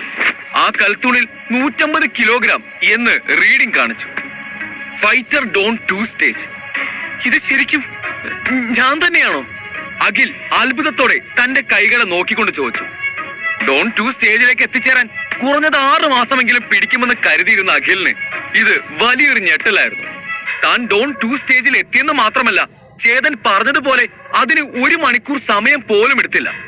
ചേതനോടുള്ള സംശയങ്ങളും ദേഷ്യവും അവന് പൂർണ്ണമായി മാറിയെന്ന് മാത്രമല്ല, അവനോട് ബഹുമാനവും തോന്നി തുടങ്ങി. അഖിൽ സന്തോഷത്തോടെ ചേതന്റെ മുമ്പിൽ തല കുനിച്ച് കൈ കൂപ്പി നിന്നു. Thank you so much Chetan sir. Akhil മനസ്സിൽ തട്ടി തന്നെ അവനോട് നന്ദി പറഞ്ഞു. ചേതൻ തന്റെ നല്ലതിന് വേണ്ടി മാത്രമാണ് ഇതെല്ലാം തനിക്ക് വേണ്ടി ചെയ്തതെന്ന് അവന് മനസ്സിലായി. അദ്ദേഹത്തെ ഇത്രയും നാൾ സംശയിച്ചതിന് ദൈവം പോലും തന്നോട് പൊറുക്കില്ല എന്ന് അഖിൽ ചിന്തിച്ചു. ഇപ്പോൾ ഒരു അവസരം കിട്ടിയാൽ ശ്യാം സാറിനെ വിട്ട് ചേതൻ സാറിന്റെ അടുത്ത് വീണ്ടും പോയി ചേരാൻ വരെ അഖിൽ തയ്യാറായിരുന്നു. ഒരു വശത്ത് അഖിൽ സന്തോഷം കൊണ്ട് എങ്ങനെ നന്ദി പറയണമെന്നറിയാതെ നിൽക്കുമ്പോൾ, മറുവശത്ത് പ്രിൻസിപ്പൽ തരകനും നിരഞ്ജനുമെല്ലാം ആകെ ഞെട്ടി നിൽക്കുകയായിരുന്നു. ഇതെങ്ങനെ സംഭവിച്ചു? എങ്ങനെ ഒരാൾക്ക് വെറും 10 നിമിഷം കൊണ്ട് ഒരു സ്റ്റേജിൽ നിന്ന് മറ്റൊരു സ്റ്റേജിലേക്ക് എത്താൻ കഴിയുക? അവിടെ നിന്നിരുന്ന ആളുകൾ തമ്മിൽ അവിശ്വസനീയതയോടെ ചോദിക്കാൻ തുടങ്ങി. നേരത്തെ ചേതൻ പറഞ്ഞപ്പോൾ ഇതൊന്നും നടക്കില്ലെന്ന് വിശ്വസിച്ചവരാണ് അവരെല്ലാം. പക്ഷേ ചേതൻ അവരുടെ കൺമുമ്പിൽ വെച്ച് തന്നെ അത് നടത്തി കാണിച്ചു. അതും വെറും സൂചികൾ ഉപയോഗിച്ചുകൊണ്ട്. You are great. എന്റെ മകനെ എന്തായാലും സാറിന് സ്റ്റുഡന്റ് ആയി എടുക്കണം. നിരഞ്ജൻ കൈകൂപ്പി നിന്ന് പറഞ്ഞു. അതെ സാർ, പ്ലീസ് എന്നെ സാറിന് സ്റ്റുഡന്റ് ആയി ചേർക്കണം. ദർശനം കൂടെ പറഞ്ഞു. സാർ, എന്നെയും സാറിന് സ്റ്റുഡന്റ് ആയി ചേർക്കാമോ എന്നൊരു പുതിയ ശബ്ദം അവിടെ മുഴങ്ങിക്കേട്ടു. ഇതേതാ ഈ പുതിയ അവതാരം എന്നോർത്ത് ചേതൻ ആ ശബ്ദം വന്നിടത്തേക്ക് നോക്കി. നിരഞ്ജന്റെ കൂടെ വന്ന ആളുകളിൽ ഒരാളായിരുന്നു അത്. ഞാൻ നിരഞ്ജന്റെ ബന്ധുവാണ്, അശോക്. നിരഞ്ജന്റെ കൂടെ ഇവിടേക്ക് വെറുതെ വന്നതായിരുന്നു. പക്ഷേ ഇവിടെ വന്നതിന് ശേഷമാണ് സാർ ആരാണെന്ന് മനസ്സിലായത്. എന്നെയും സാറിന് സ്റ്റുഡന്റ് ആയി എടുക്കണം, അശോക് ബഹുമാനത്തോടെ പറഞ്ഞു. അതെ ചേതാ, നീ ഉറപ്പായും എന്റെ പേരക്കുട്ടിയെ സ്റ്റുഡന്റ് ആയി ചേർക്കണം എന്ന് പറഞ്ഞ് ഒരു വയസ്സായ ആൾ അകത്തേക്ക് കയറി വന്നു. അവിടെ ഉണ്ടായിരുന്നവരെല്ലാം തിരിഞ്ഞു നോക്കി. ഞാൻ അശോകിന്റെ മുത്തച്ഛനാണ്. പുറത്തുനിന്ന് നടന്നതെല്ലാം ഞാൻ കേട്ടു. ചേതാ, നീ വളരെ ശക്തിശാലിയാണ്. ഞാൻ അകത്തേക്ക് വരണ്ട എന്ന് കരുതിയാണ് നിന്നിരുന്നത്. പക്ഷേ എന്റെ കൊച്ചുമകന് വേണ്ടിയാണ് ഇപ്പോൾ വന്നത്. അശോക് ദർശന്റെ അത്ര കഴിവുള്ള കുട്ടിയല്ലെങ്കിലും കഠിന പ്രയത്നം ചെയ്ത് എന്തും നന്നാക്കാൻ ആഗ്രഹിക്കുന്ന ഒരുവനാണ്. അതുകൊണ്ട് ദയവായി നീ അവനെ നിന്റെ സ്റ്റുഡന്റ് ആക്കണം എന്ന് പറഞ്ഞ് അശോകിന്റെ മുത്തശ്ശൻ ചേതന്റെ അടുത്ത് വന്നു നിന്നു.